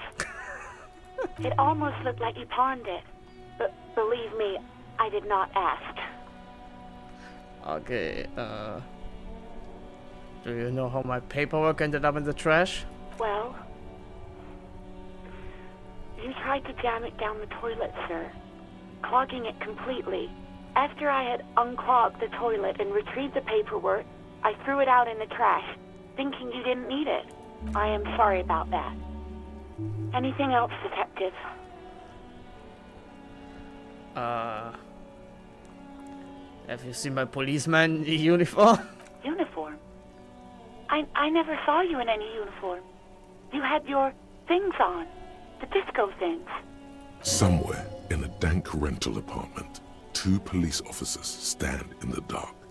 Trash and liquor bottles cover the floor. Things are not good. One of the men, trying not to slip on old newspapers, makes his way to the window and pulls the curtains apart. Roaches scatter as the light comes in. God damn. Officer Michelle Elfboy Williams speaks to himself. His partner, Sundance Fisher, looks at the patrol uniform he's wearing, then at an identical suit frame on the wall. It's blue and covered in dust. Let's get the fuck out of here. He turns to Williams. He hasn't been here in days. Ah, damn it. Hey, do you want to grab a cup of coffee with me sometime? No, absolutely not. Okay, I think I got everything, thanks. I do hope so. Please, don't call me again. Bye. Why does she seem angry with me? Yes, you have obviously done something to upset her at the Whirling in Rags, when she was still working there. Oh, wait, I've clearly done something wrong, but I can't remember. I'm not mad, it's just...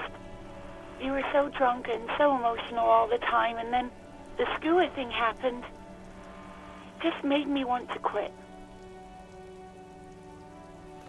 What skua thing? The stuffed bird. The great skua. You threw it against the wall while screaming, "Fuck that bird," and laughing like a maniac. I think you said it had been giving you shit ever since you got there.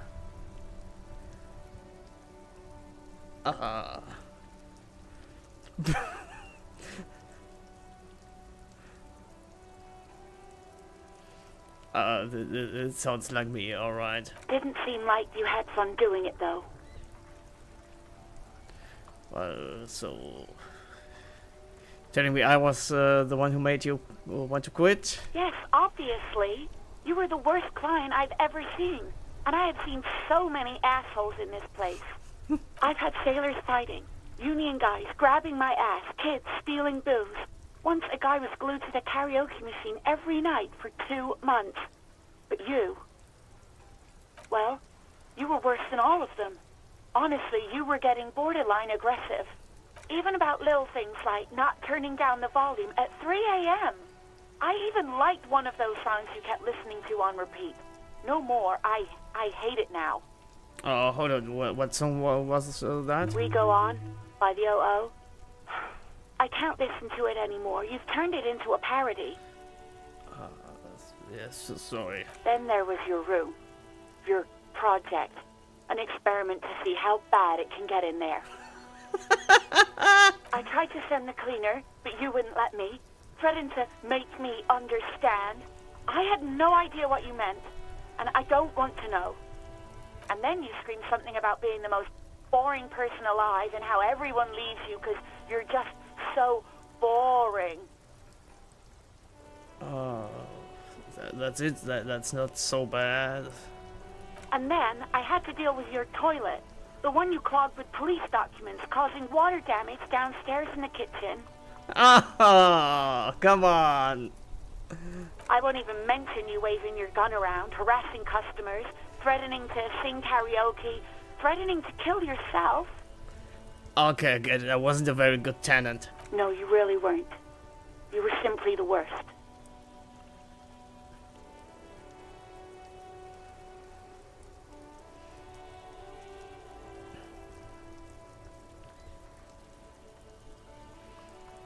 I was just trying to show you the word of tomorrow, the great panic at the end.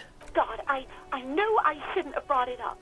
Just try not to call me again, and let's pretend it never happened. Alright, what else did I sing? All sorts of things. From disco, rock too. So much disco and rock. What was I singing? The smallest church in the Sansan? Yes, that's the one you like to sing along to the most. The later it got, the more that one came on. Interesting. You still have to find a copy, though, before you can blast it. Alright, thanks. Take care. You hear a sigh of relief on the other end of the radio. Wordless, the call breaks. Then, the already familiar voice. Anything else I can help you with, officer? I'm done. 57's over and out. In the cabin, you see a set of steering levers, a radio. Yeah, close it.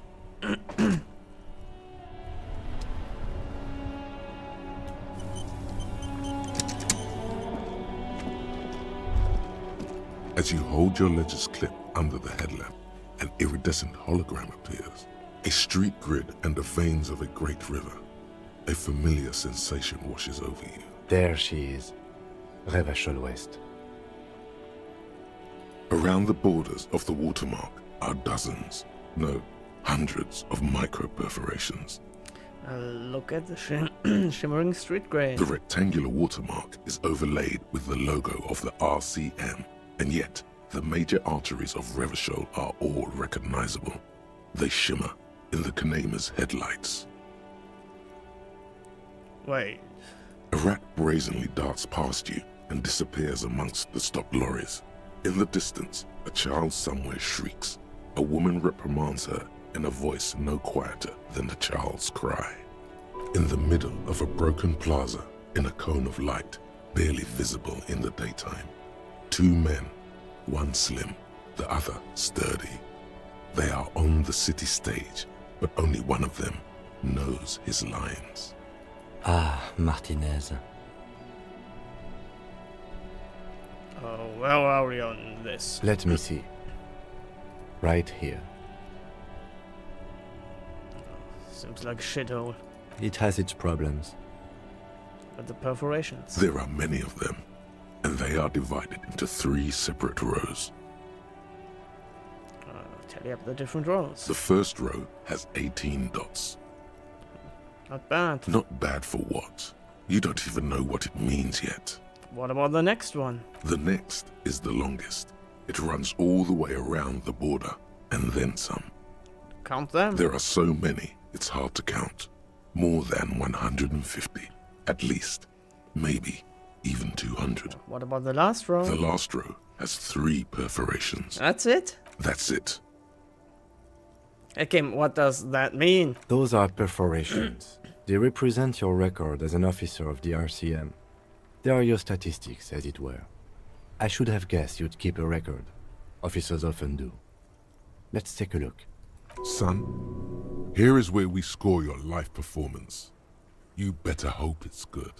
The first row represents your years of service. 18 years. Okay, not bad at all. What did you do before you volunteered?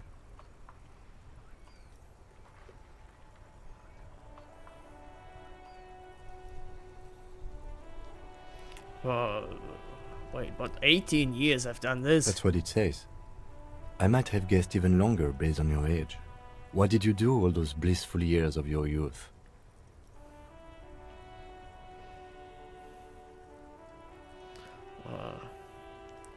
Probably something boring. No shame in working a regular job, detective. Sometimes after a long day of doing this, I even envy it. Let's move on, shall we? Sure. This next row, the one that wraps all the way around, is your number of closed cases. Closed is good. It means finished. You've got, let's see, wow, more than 200. Is that a lot? It's quite a lot, even for someone who's been on the force for nearly 2 decades. Usually, clearing more than 10 cases a year puts you in the 90th percentile of all RCM officers.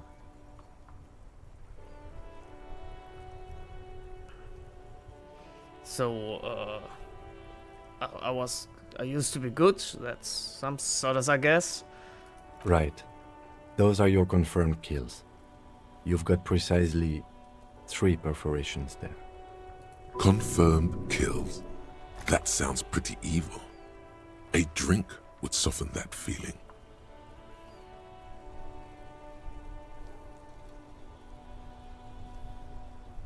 So that's not too many. For an RCM officer, especially Precinct 41, which is in the Jamrock quarter, it's rather tame. I mean that in a good way. What's it feel like to kill a man, Mr. McCoy? A young woman asked the man across the desk from her. Honestly, babe, says John McCoy, crossing his ankles over said desk. I don't feel anything anymore. It's just like brushing my teeth. I do it once or twice a week and don't really think about it. There's no trace of guilt in his voice. There are certain officers who treat their kills like some kind of ghoulish game. If they do happen to solve a case, it's usually by accident. So, what happened to our man here? Used to be super cop. Now he's all washed up, lost his memory. I lost his shit way before that. But it seems as though you are, or at least were, one of the good ones. So we have that to be thankful for. He's sincerely glad you're not a scary predator. Not to say relieved you're competent. Thanks.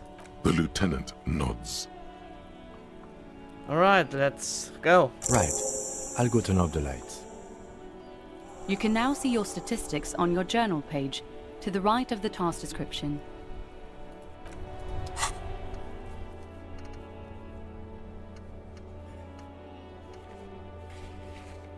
Okay. So, what's that? What does that even mean? Good cop, bad cop, 4, modest, 1, communist. I'm communist, of course I am. Modest, boring cop. I'm a boring cop. Also superstar and apocalypse cop. At least not sorry. Look at 3, case solved. Shitload.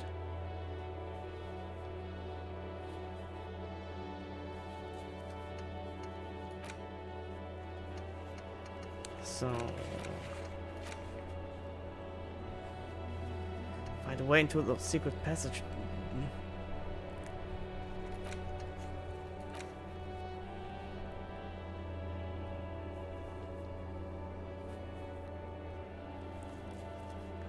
Okay, yeah, I guess that's not so good. Can ask God, but I guess we can't ask the little shit.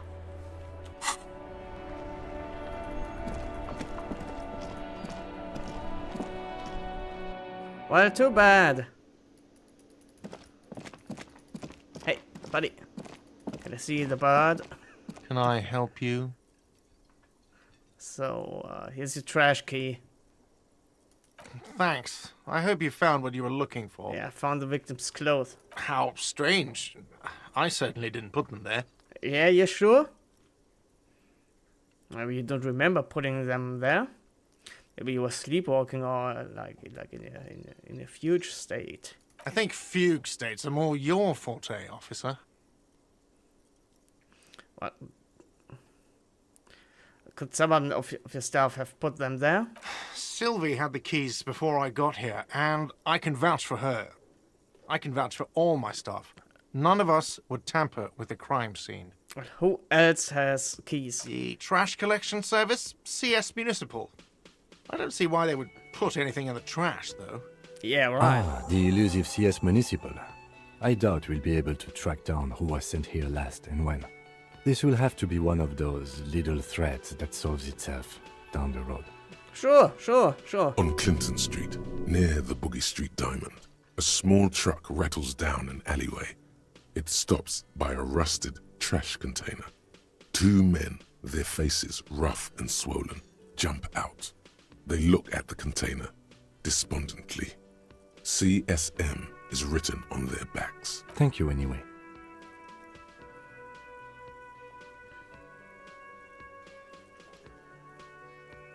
Okay. Yes? Yeah, bye. That's the point.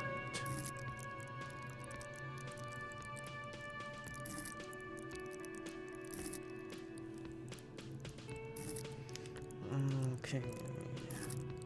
What's that again? Hold yourself together, keep your morale up, empathy,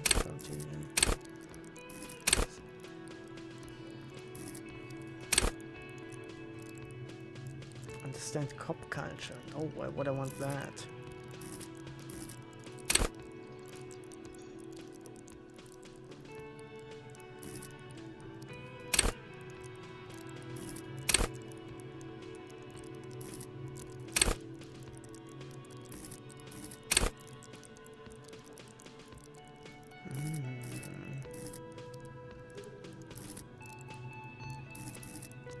So that all sounds interesting. But until now, most checks were like conceptualization and stuff.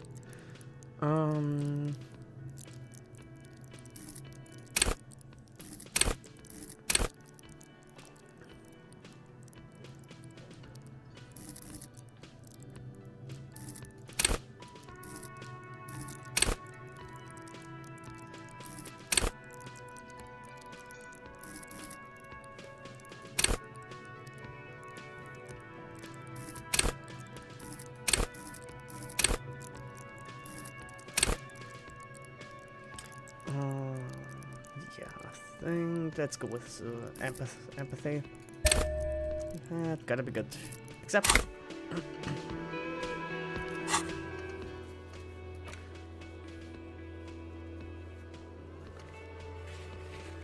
Ah, shit. So much ask the fucking kid. That sucks. That sucks.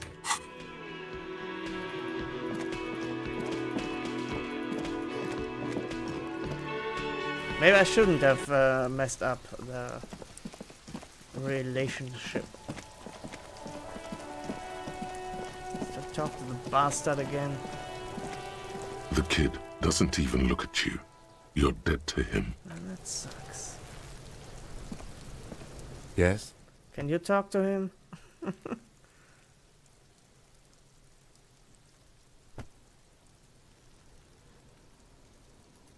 Try that. Because you're the best qualified. No, that doesn't seem right. Oh, that makes If you're sense. so well qualified, why can't you remember why you were set? Okay. Here. Pay for damages, I can't. Find smoke, strap down your badge.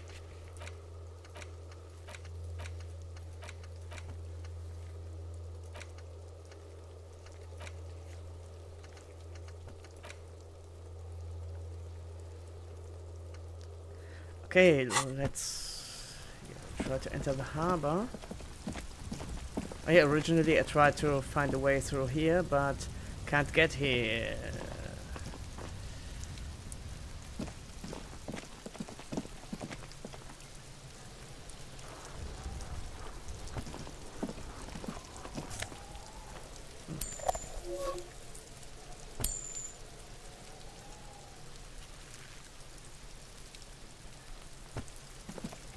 Okay.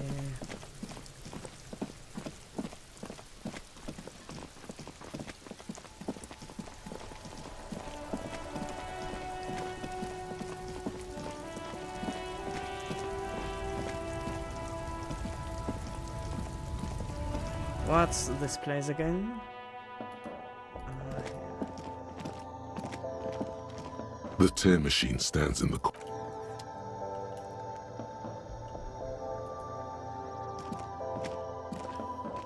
A colorful display of Again, I'm obliged to inform you that both alcohol and cigarettes damage your health. Yeah, I know. Give me some smokes. Here you go, mister.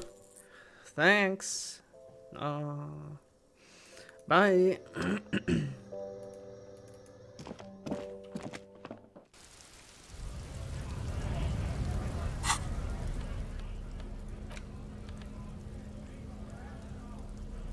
Oh, give me +1 intellect. That's cool.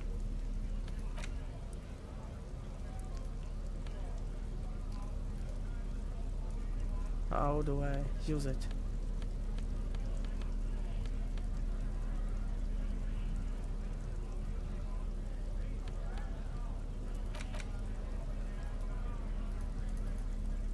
Huh?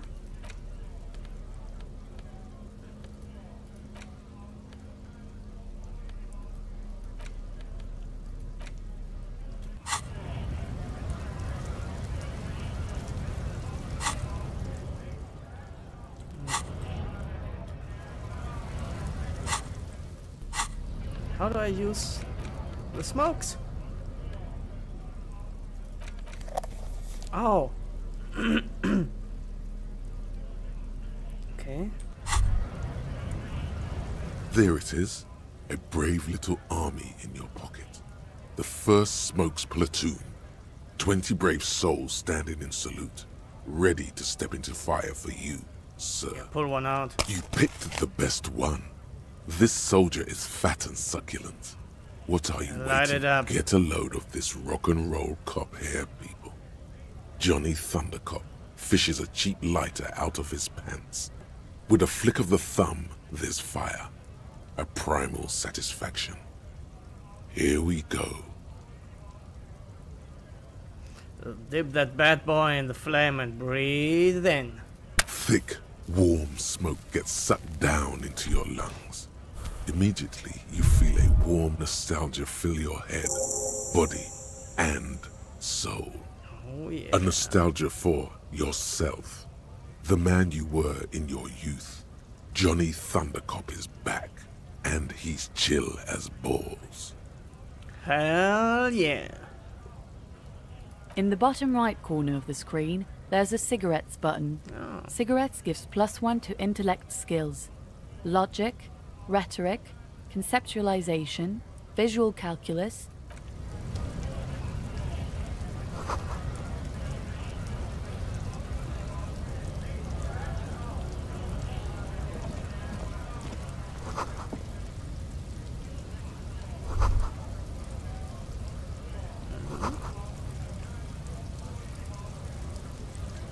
What?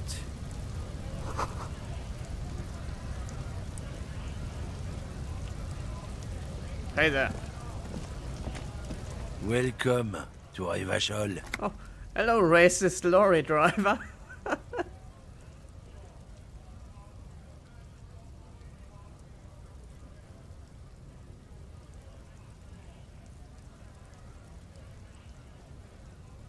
Hey, why are you addressing my partner like that? Don't you welcome to Revachol me. My grandfather came here from a 3,000-year-old racist isolationist culture, while your ancestors came to this island a mere 300 years ago. Every school of thought and government has failed in the city, but I love it nonetheless. It belongs to me as much as it belongs to you. Yeah, you tell him. It's men like you who keep Revachol divided, making it that much harder for everyone to climb out of this post-war limbo. So we are in a limbo. Oh, come on, man. I just said welcome to Rivachol. It's a lorry driver thing. Yeah, sure. I know exactly what you meant. You think my kind doesn't belong here, that I should watch myself and behave. But you see, I'm an officer of the RCM. It's actually my job to make sure you behave. Yeah. I would advise you to remember that. Silence. The air between them becomes tense. Your partner needs backup. Now's your moment to shine. Fucking A, Kim. I've got your back. You two make a cute couple. You know that? The lieutenant exhales and resumes his regular calmness. You sense slight embarrassment for the outburst. Or is it pride? Impossible to tell. No, that's settled. We've got a couple questions, Whatever you buddy. say, officers.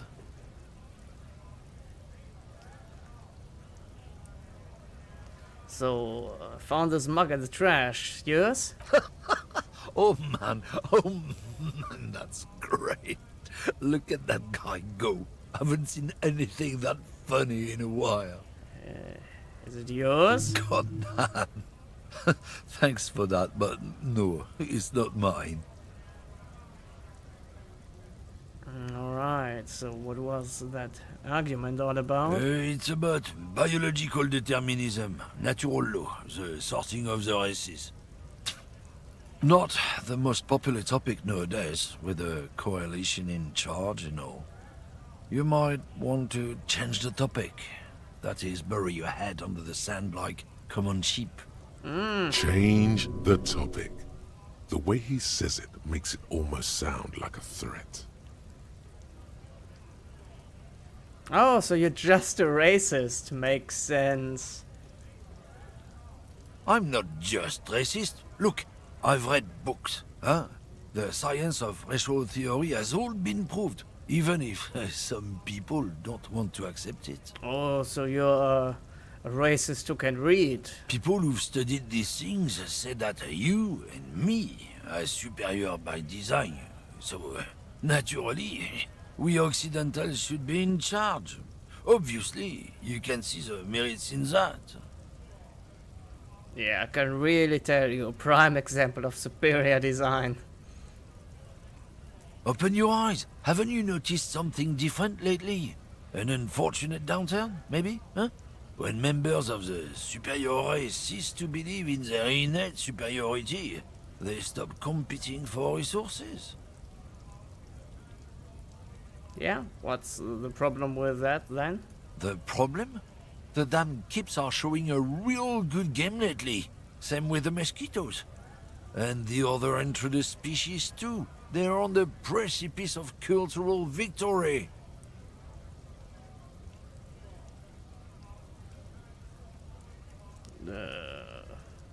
Right, I've already made up my mind. Oh?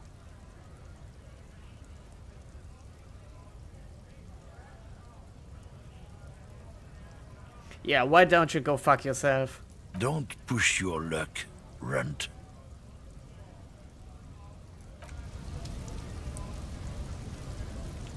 Can we arrest him? Or beat him up in an alleyway? Looking for something, Runt? Come to tell me to fuck off again? First, what are you hauling? Oh, not much anymore. I'm here to pick up some cargo, but the dock workers are on strike, so it's a sit and wait on your ass situation. How long has The this been going strike? on? Oh, they've been at it for a while. A month, 2 months maybe. But this here is just the last week or so. What kind of car are you supposed to pick up? Apples. Apples. Yeah, apples. I take it you had other questions? He's given you the runaround. Let's be honest, you were bested. We're done here. For now.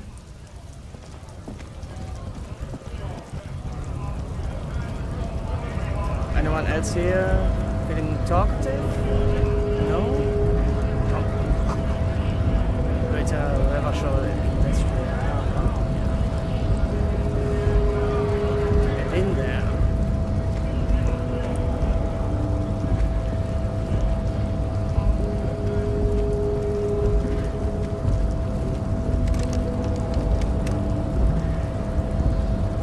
Down here? No. Ah.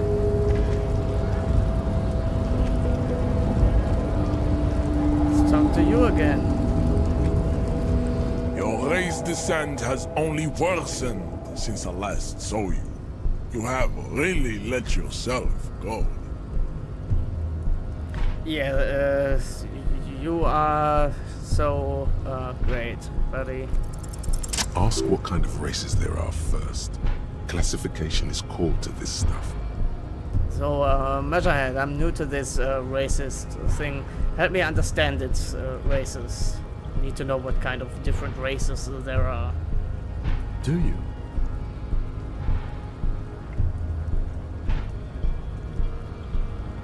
This is for the thing.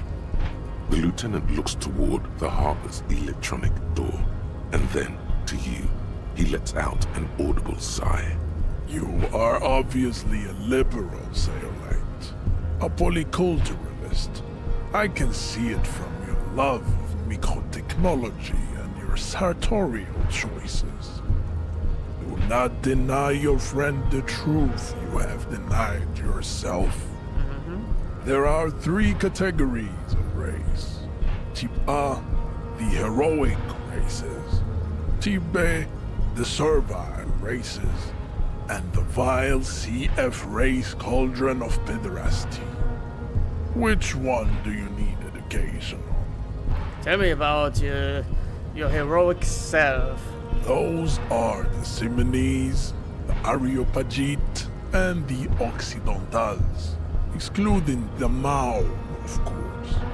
The Maun are riddled with eczema to the point where they find it impossible to smile. They are all lactose intolerant, a common result of inbreeding. Okay. A receding genetic pool has led the Maun on reprehensible street parades. In Maun cities like Stadskanal and Vredefort, wearing wooden clogs on their feet and little green tassels on their hats. Who exactly are they? You know them by the names of their nation-states. The Oranese, the Gotwaldians, and the Königsteiners. My people simply call them Maun. Okay, gotcha. The Maun are proof that you can have too much Occidental racial purity and tassel-centric culture. Inbreeding has led to a lactose-intolerant subrace whom no one can take seriously. Okay, I got it. Who are Type A then in your view? The Vespertines and Messenians of Vesper and Messina, the ancient Meteorans of Meteo by the golden Pisantic Sea, the Suren of Sur-la-Clé, and even the North Königsteiners. All have Type A race propensities. Okay. The other large Mondial civilization, the Mesk, are too yellow and oleaginous to count as a heroic race. True, they are violent and expansionist, but they have a glandular problem. Overproduction of sebum. Sebum is leaking into their brains, making them listen to El Mariachi music and eat toxic minced meat-based food, which in turn only produces more sebum. What are you talking about? Who are they? As proven by the Maun and the Mesk, Occidental Type A is in retrograde. The Simonese and the Areopagite are on the ascent. And the Simonese are? The indigenous people of this, the Insulindian archipelago. The Simonese inhabit the southern islands. I am Simonese, from the stock of Ulmuir on Ile de Fantôme. Okay, and the other guys? The Areopagites are the master race of the Ile Maran deserts. The Simonese are descendants of the Areopagites.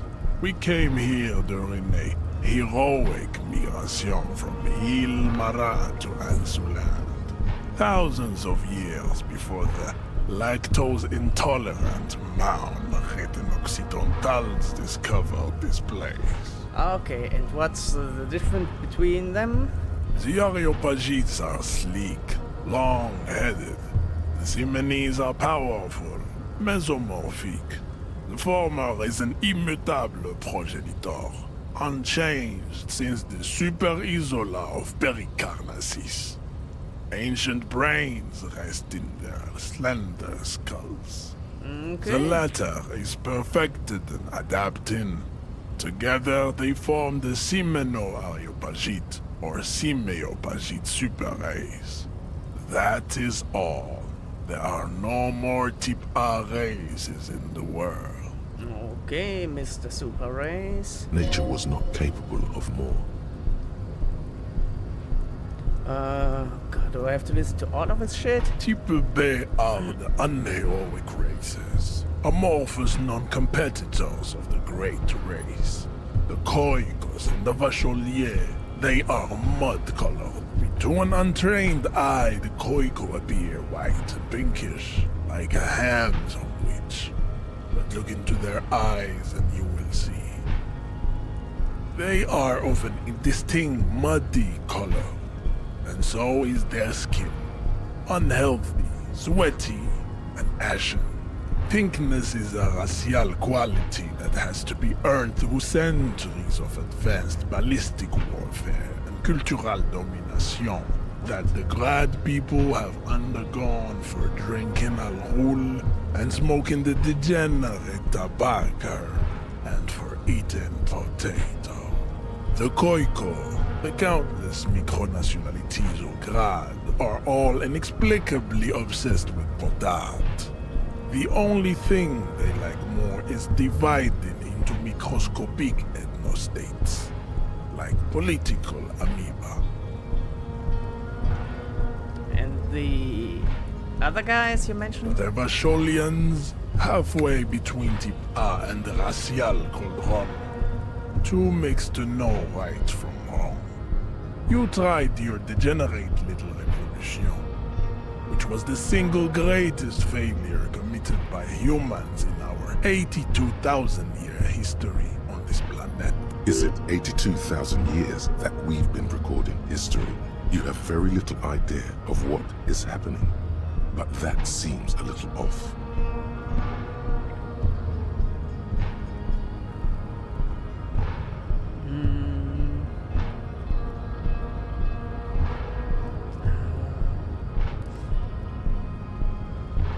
Go away, political thoughts. Have to police work to do. What was this revolution? The revolution came to Ravachol from Grad, in Zaraz-ridden potato carts. It is literally an illness, a prion disease that leaves the parietal and frontal lobe ridden with holes. A soft, sponge-like mass of dementia, hallucination, and paranoia. The revolution is fatal familial insomnia. A hereditary prion condition. Enough of Type B mediocre types. CF are a museum of failed chimeric experiments and tragic maladaptations. They are tortured creatures waiting to be put to sleep. Yeah, better Your not to go into morbid it. It would be cruel to entertain ourselves with their deformities. Were there any able-bodied races you needed education on? So now that we've been through all of these, do I understand advanced race theory? You understand nothing. To solve the great race enigma, you have to first ask yourself, what is the race enigma? You have not even worded the mystery, let alone solved it. So how do I word the mystery? You need to internalize what you have heard here today, then return to me. This clarity does not come instantly. Okay. I cannot possibly imagine what else we have to discuss, Tibere Vacholian. Your love for disco music and venereal disease? So you serve the Union, right? Are they white? Oh, don't be vulgar. White or not has got little to do with this. The race enigma runs much deeper than that. Okay. There must be some friction there. He's keeping it well hidden, however. Yeah, but you still serve them, right? Mr. Clare is a man of vision and means. He has the will to confront polycultural capital. Something your race, naivistic communists, never did. Also, to serve is noble. It takes discipline.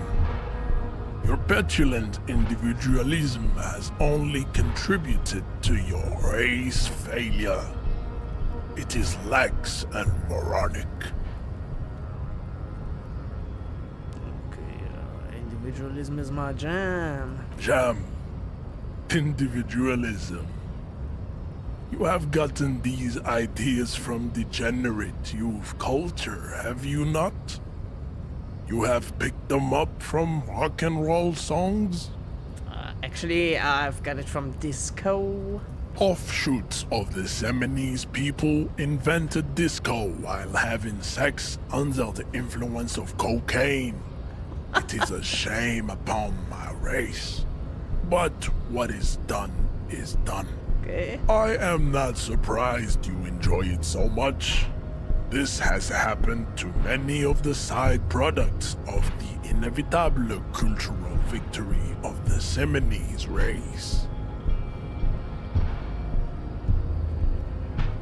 Wonderful. I need to enter the harbor now. What you need is to come to terms with extinction and never getting that dead body down from the tree.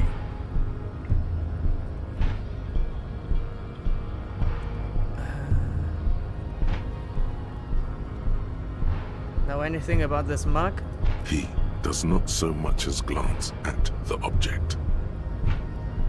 This your kind of thing? Stop showing me your pathetic cup. I have no interest in it. Does he strike you as the kind of man who puts mugs into trash? Okay, what do you think about this? I think this racist is better than the last. But the next racist will be the really good one. How do you know? How do you know there will be a next racist? There always is. True. Race is reality. Okay, let's leave. That really go anywhere.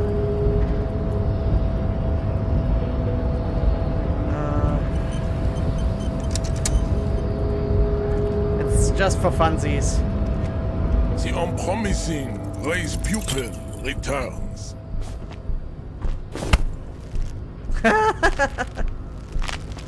How did this happen?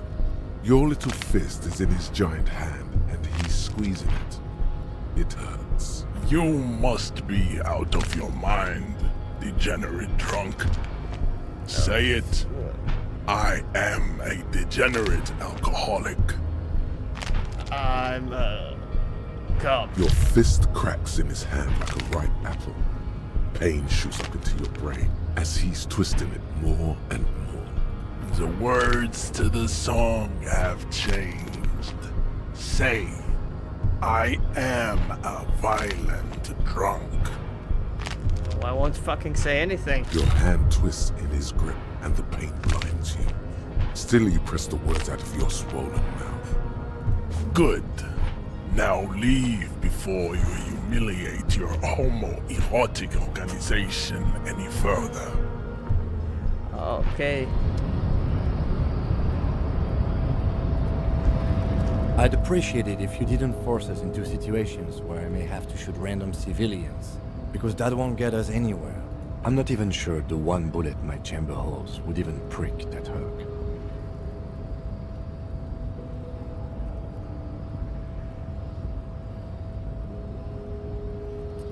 But I was fighting bad, unsavory ideologies. I'm a hero. We're not here on some political quest. We are here to solve a crime. Don't make the situation any more volatile than it already is.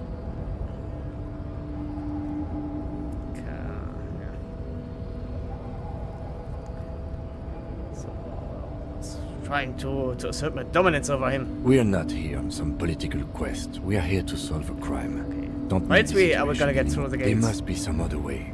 Let's go see the yard again. It faces the other end of the harbor. We're done with Measurehead here. Alright. Let's think of something else.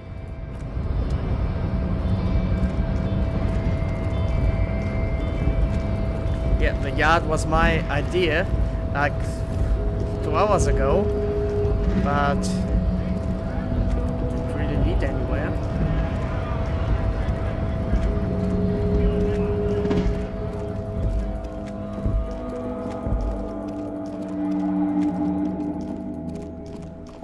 Hey, you.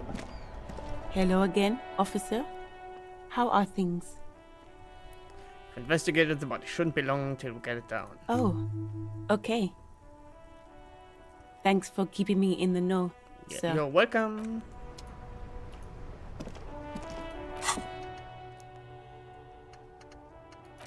Advanced race theory.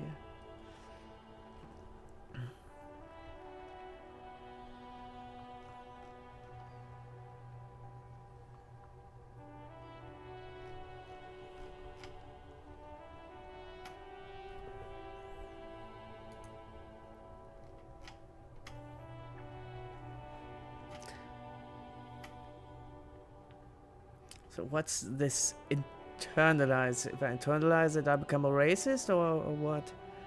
Huh? Don't really get it.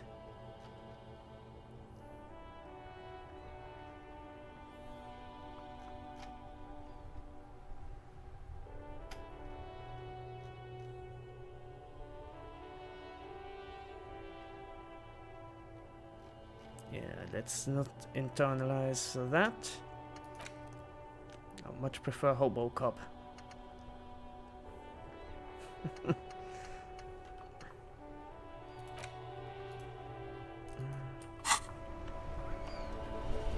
What's in here? Get the body down.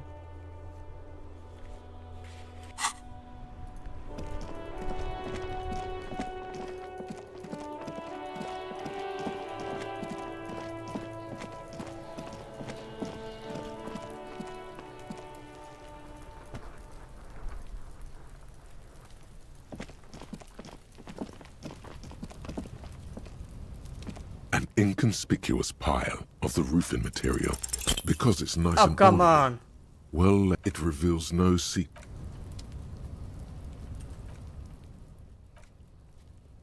Gonna load the game here.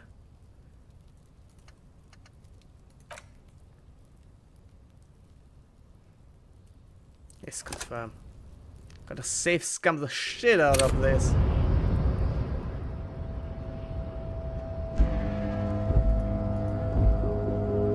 Yes?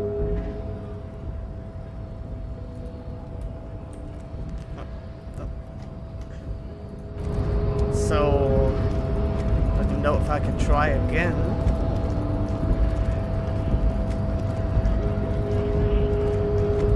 Maybe I have to punch him so that I can try to investigate in the yard again.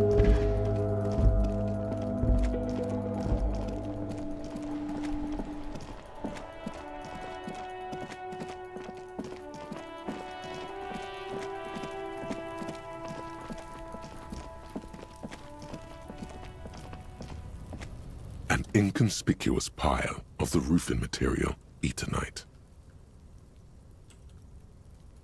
Leave. Quick save. Yes. An inconspicuous pile. Because it's nice and orderly, it reveals no... Load.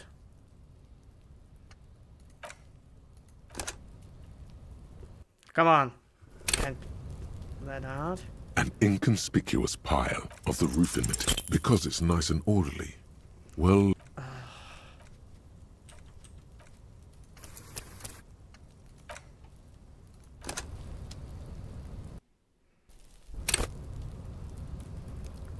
An inconspicuous pile of the roofing material, Eternite.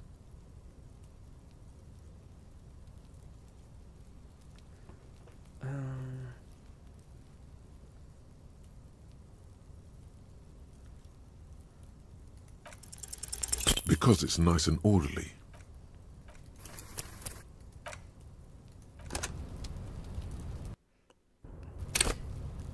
An inconspicuous pile. Because it's nice and Are you orderly. fucking kidding me? Well...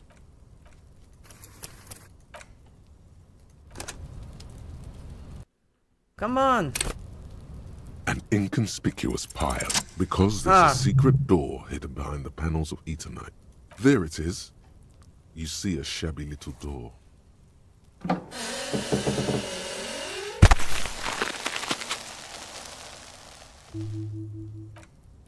Finally. What is this then? A tool shed? That's in.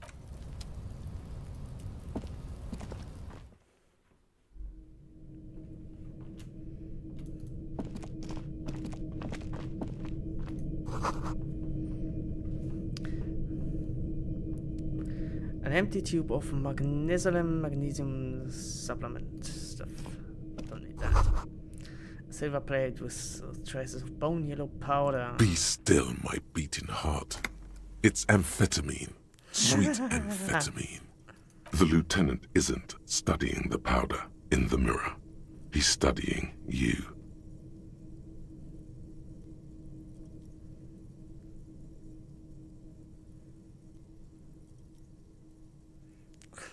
For amphetamines make you a really good detective.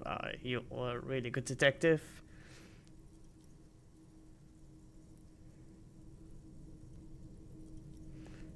Someone has taken narcotics here. Perhaps the police should interfere.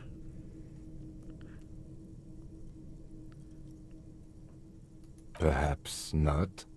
This is below our pay grade, detective. However, see that ladder there? It's probably another way into the industrial harbor, no? A secret path the local kids use. Of course. Cured pig's head. It looks mummified. Oy. Supposed to say is get out of the way or get fucked up. What's this? Yes, money.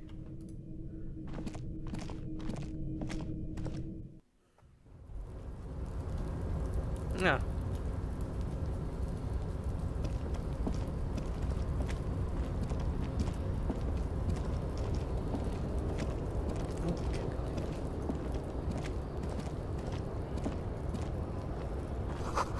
This doorway is going to collapse soon. Oh. Restoration pass. Keep the ruins together. Better not go here.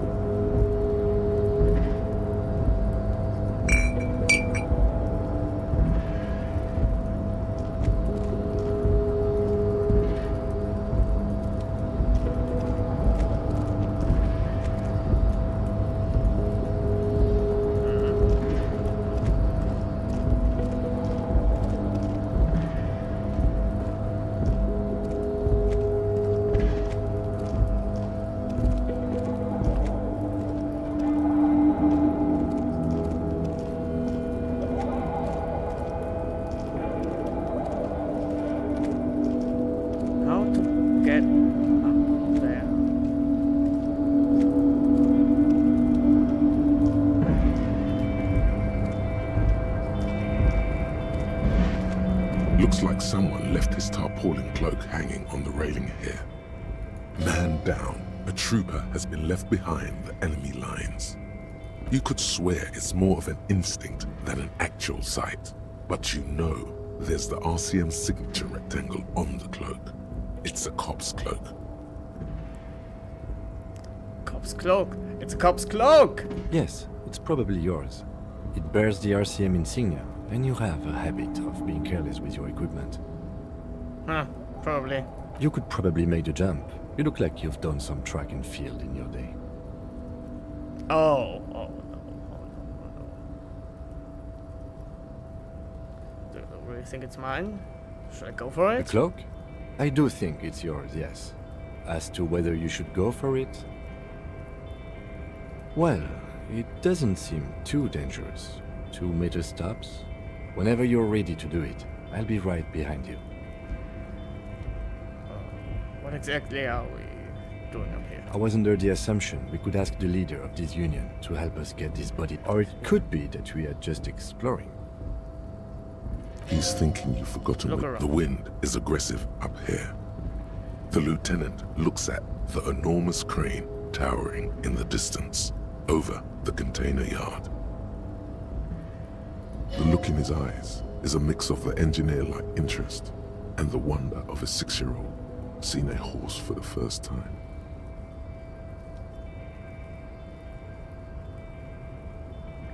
Motherfucker, that's a huge crane.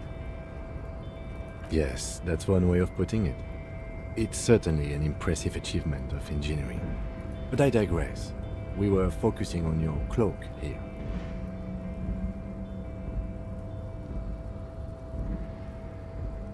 Yeah, let's not try that. Not right now.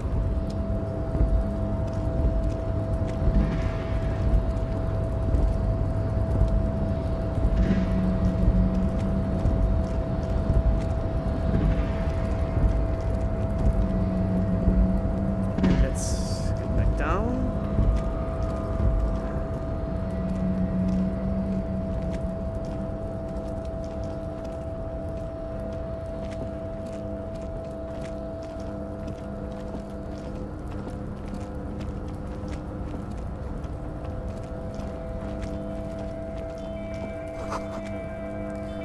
These barrels are half full of rainwater.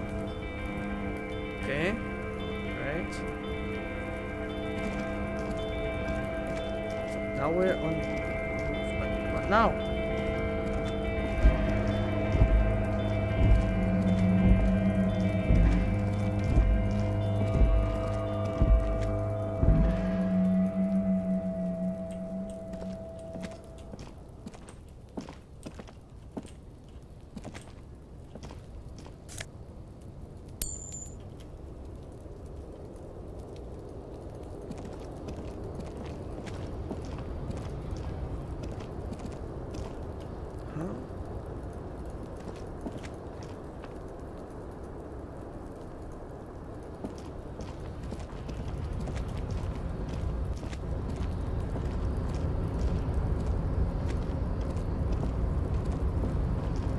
Okay. The tarpaulin cloak Let's try with to possible RCM markings is still caught on the railing.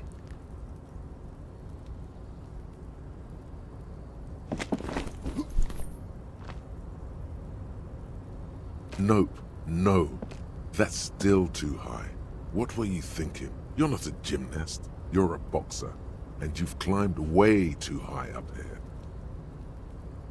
You could have died there. Shit. I'm failing you. This wasn't part of our deal. Fuck. Hey! What happened? Alright. I understand. We can always come back when you are feeling better. It's just a cloak after all.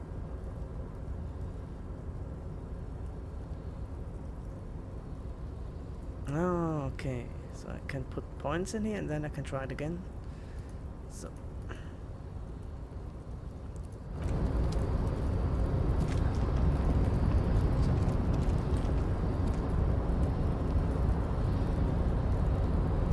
Yeah, I still don't know what to do next.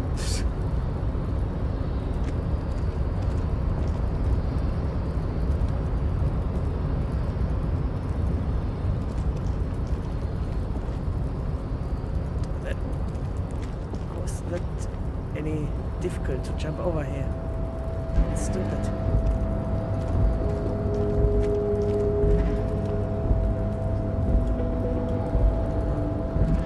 Stuff there.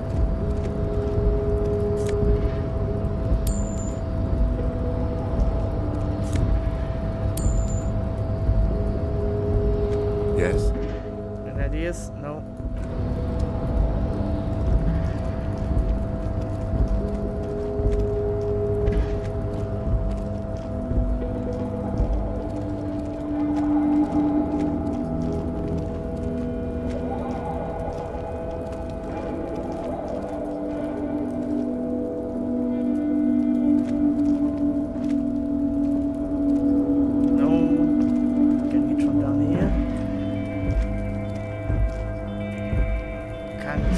Over here, apparently.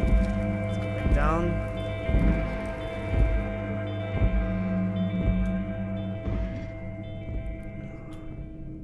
I missed here?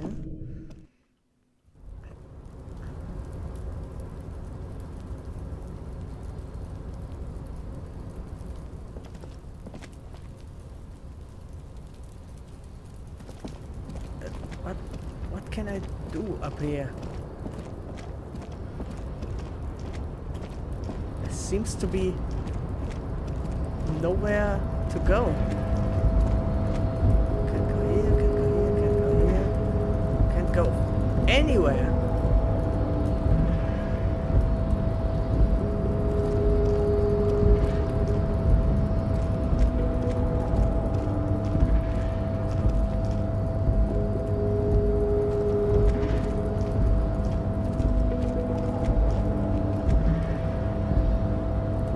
No idea what to do next. What do I have here? Flashlight.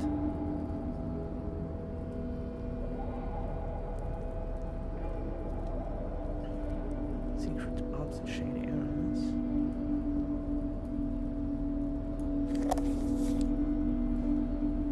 Okay.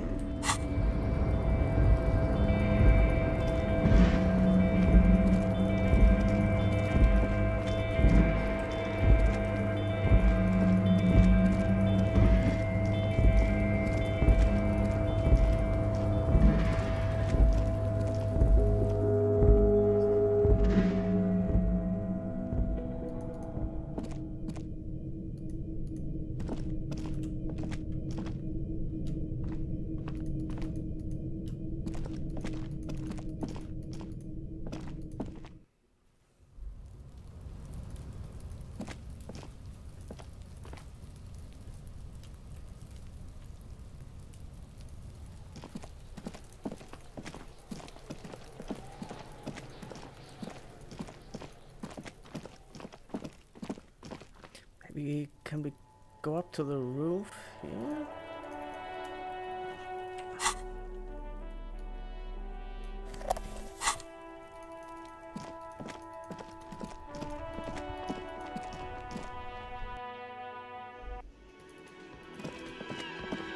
Who are you?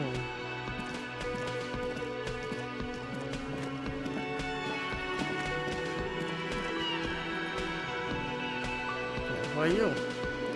Seen you before. Sleeping dog worker. Man sleeping table, mudcake bones. On the counter, rolled out of his open hand, you see a blister pack of headache medicine.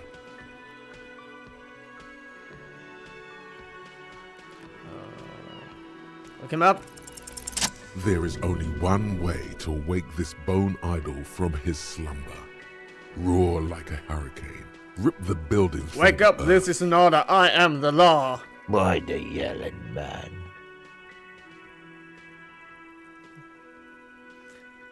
Just wanted to see what would happen if I yelled. Congratulations. You've seen the future. Now, if you excuse me again, officer. Officer, even after a rude awakening, this dock worker respects the police. More than they usually do, at least. Tell me about Wild Pines. That's the name of my employer. I work in logistics. He doesn't sound too enthusiastic about this. How's that going? How's it going? Haven't you noticed what's going on outside?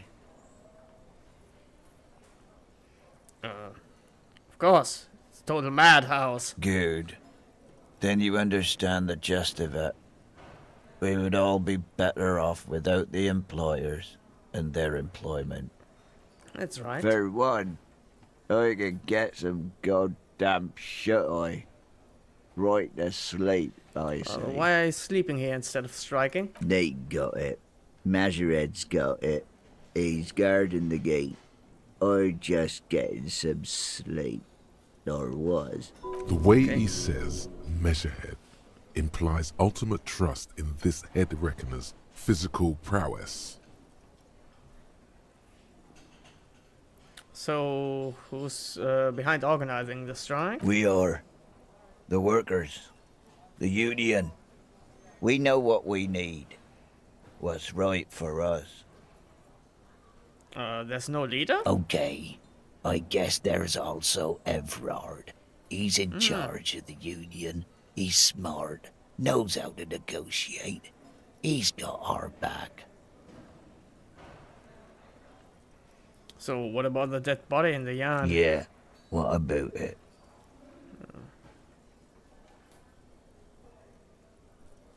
So you seem cool with it. Do you have many of those hanging around here? You know, people die here every day. Someone's found in a ditch, another one falls in a manhole, a third one gets eaten by stray dogs.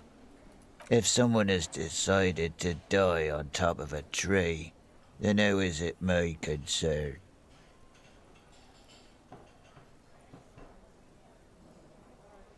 Well, someone has to look into it. Looks like I'm that someone. Tell me what you know. I can tell you this. Trouble's ahead. You have a pretty solid feeling that the man's not just mouthing off. He's strong, but even he has reasons to be cautious here. Oh, there's trouble already here. How else would you call a dead man hanging from a tree? They say your guy was a killer. Your tree man. He has friends, same as him, killers. There's only one thing they know well. How to wreak havoc. Wait, who says Everyone. It's a local rumor. Meaning, you're not gonna get more out of me. that? Saying things might get violent around here? You heard what I said. Draw your own conclusions. That's all I know. And I prefer to keep it this way. The lieutenant gives you a little nod, then makes a note in his blue notebook. So Union people think he was a killer, he thinks. Even sleepy hair. This doesn't help a lot, but it's something. Good work, detective. Alright, I'll let you sleep. Yours? Indeed. Help yourself to some. Wait. No. Oh, it's empty. Sorry about that, pal. Alright, I'll let you sleep. The dock worker doesn't answer. His head is already back down on the table.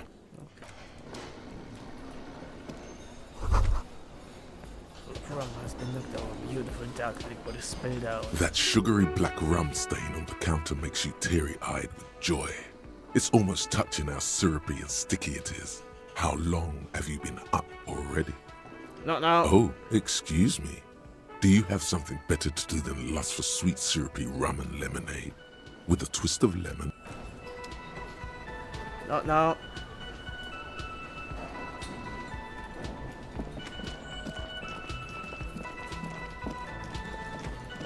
So, hey, do you have roof access? Can I help you? No. Go away.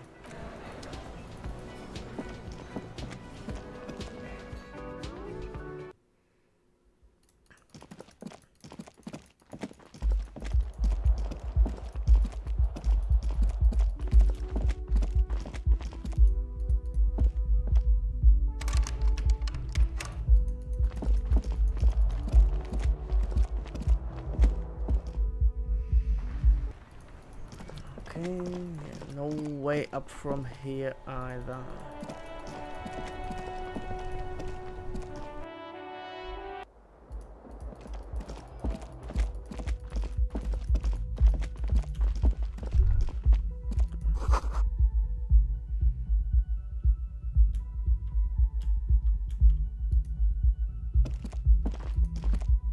The door is closed. This door can only be opened with a key or from the inside. Okay.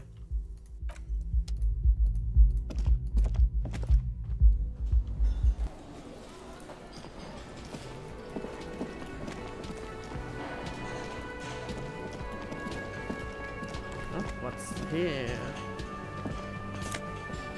Take the money.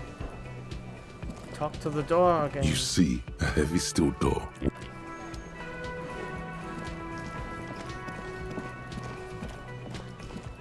Hello.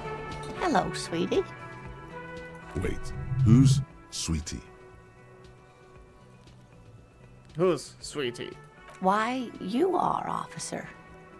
I'm not Sweetie, look at me. You're a handsome man, officer, with your mustache and your chiseled jaw and that silly dimple on your chin.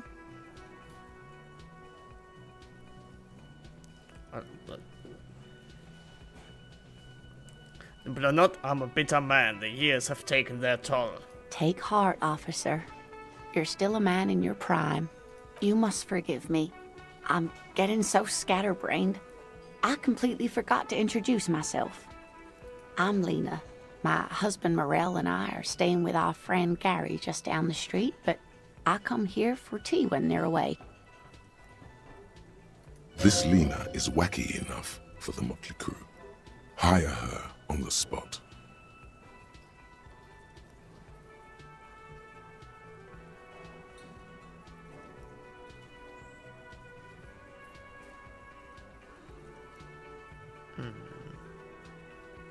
I don't know if you've noticed, but I don't know where I am or what I'm doing or anything. Yes, officer.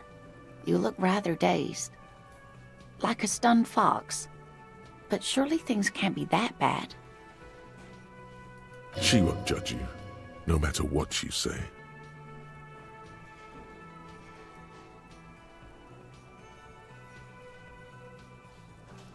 Well, I drank so hard I forgot literally everything. Oh my.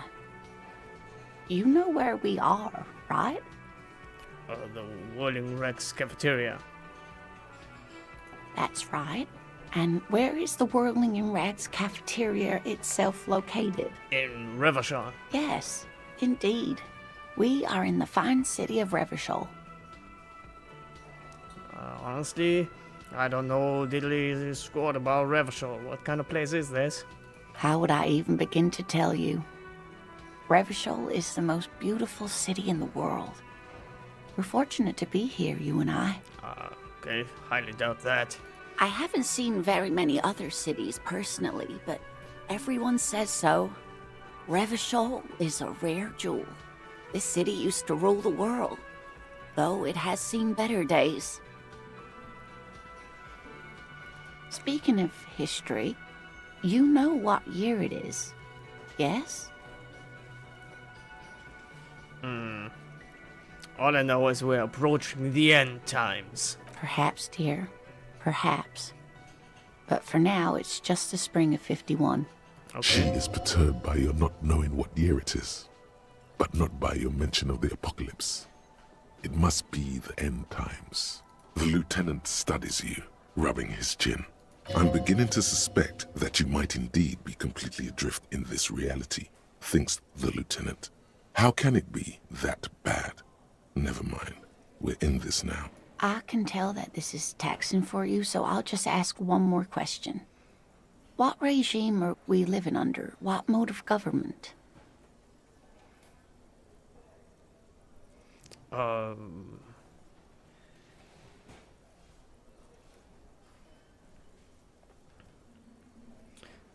Radios are being used to control people's minds. Cops, we're living under the cop regime. I'd like to think it's the dictatorship of the proletariat, but something tells me it's not. Oh, sweetie. It's really not. There used to be people who thought that way. Other people who wanted those things, but they all went extinct. What? Revachol is a zone of control led by an alliance of foreign powers called the Coalition. We have almost no government of our own, and certainly no dictatorship of the proletariat. Oh, that sucks. But they still have cops.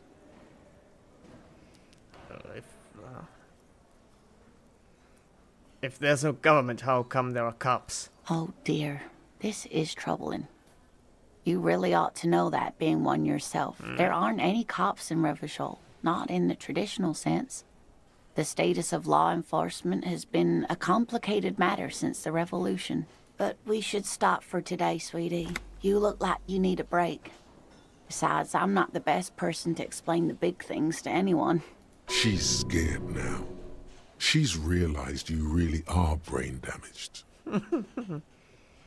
Oh, what is the revolution you mentioned? Defeat, I'm afraid. The people of this archipelago tried to build something new, something different. The rest of the world didn't like it, so they came and ended it. This was 42 years ago.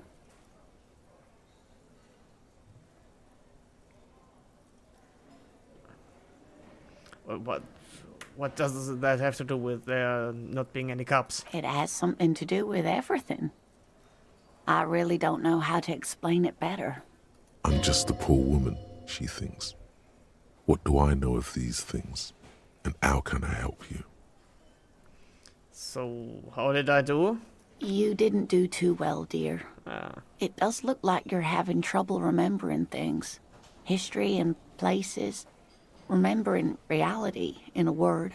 It's very odd. Yeah. A sigh. The lieutenant buries his nose in his notebook.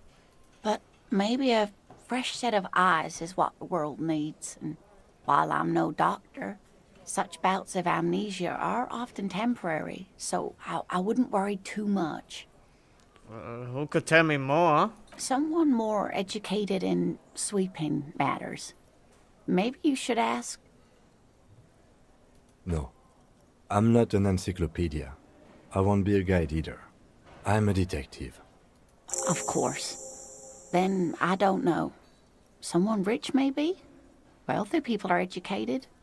Though I don't know where you would find a wealthy person in Martinez. Well, yeah, she doesn't look like she's got money. So, gotta get going now. Of course, dear. Good luck with your case. Bye. Hey. Psst. Who, me? Yes, you. Word on the street is you're ready to start building communism again. Again? Yes, you're ready to start building communism again. You've built it before. They've built it before. Hasn't really worked out yet. But neither has love. Should we just stop building love, too?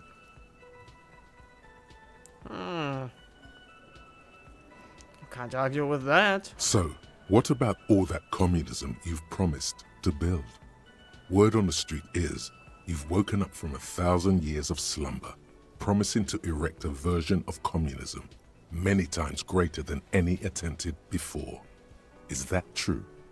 How come there's word on the street? You keep saying things like, down with the bourgeoisie, eat the rich, sodomize the landowners, impale all people who have more than 25 real in their pocket, literally murder all human beings regardless of their political beliefs. That kind of stuff. Oh, I haven't said anything like that. Okay, not in so many words. See? But don't deny it. You're about to rip off that mask of social democracy and reveal the monstrous seven-eyed lamb of global communism that will devour and masticate mankind. Yeah. Let's start communism again. Bringing out the good old times of Everyone communism. can see that. So tell me, do you have any questions before we fire up the big communism builder? Or do we get right down to it? Wait, first, what's this communism even about? Failure. It's about failure. I don't do failure. Of course you do. You are failure. You are communism. Absolutely vanquished, beaten, curb-stomped, shat on. While everyone else is out partying, having a callous laugh, you will reverse the fortune of the workers of the world. You alone, against every living thing, against every human alive. 800 trillion real in the hands of an impossibly well-organized ruling class.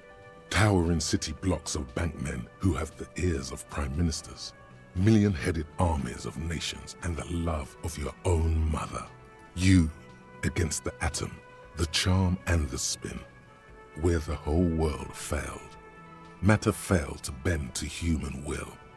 Human will fail to get out of bed and tie its laces. You alone, single-handedly, will rebuild the dreams of the working class. You are the last communist. Hell yeah! Now get to work, comrade. Yeah, roll up your sleeves and start building communism. Oh yeah, get the firing squads and the animal wagons ready. Wait, what? Didn't say anything about those. Too late to back out now. You can't make an omelette without breaking a few million eggs. Well, hello, communism. Oh boy.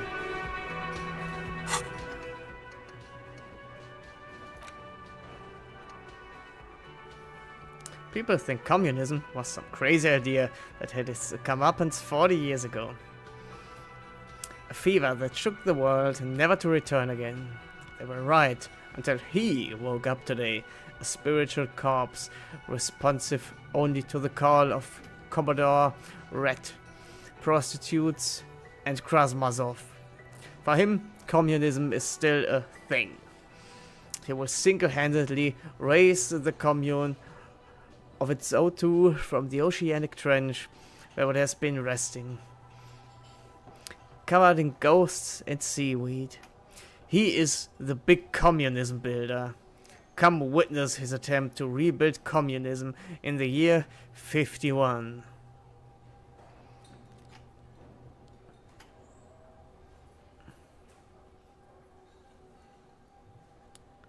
So...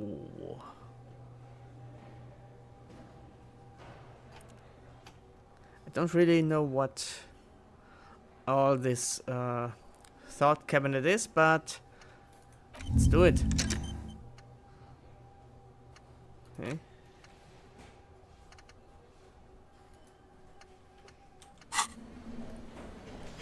Cool.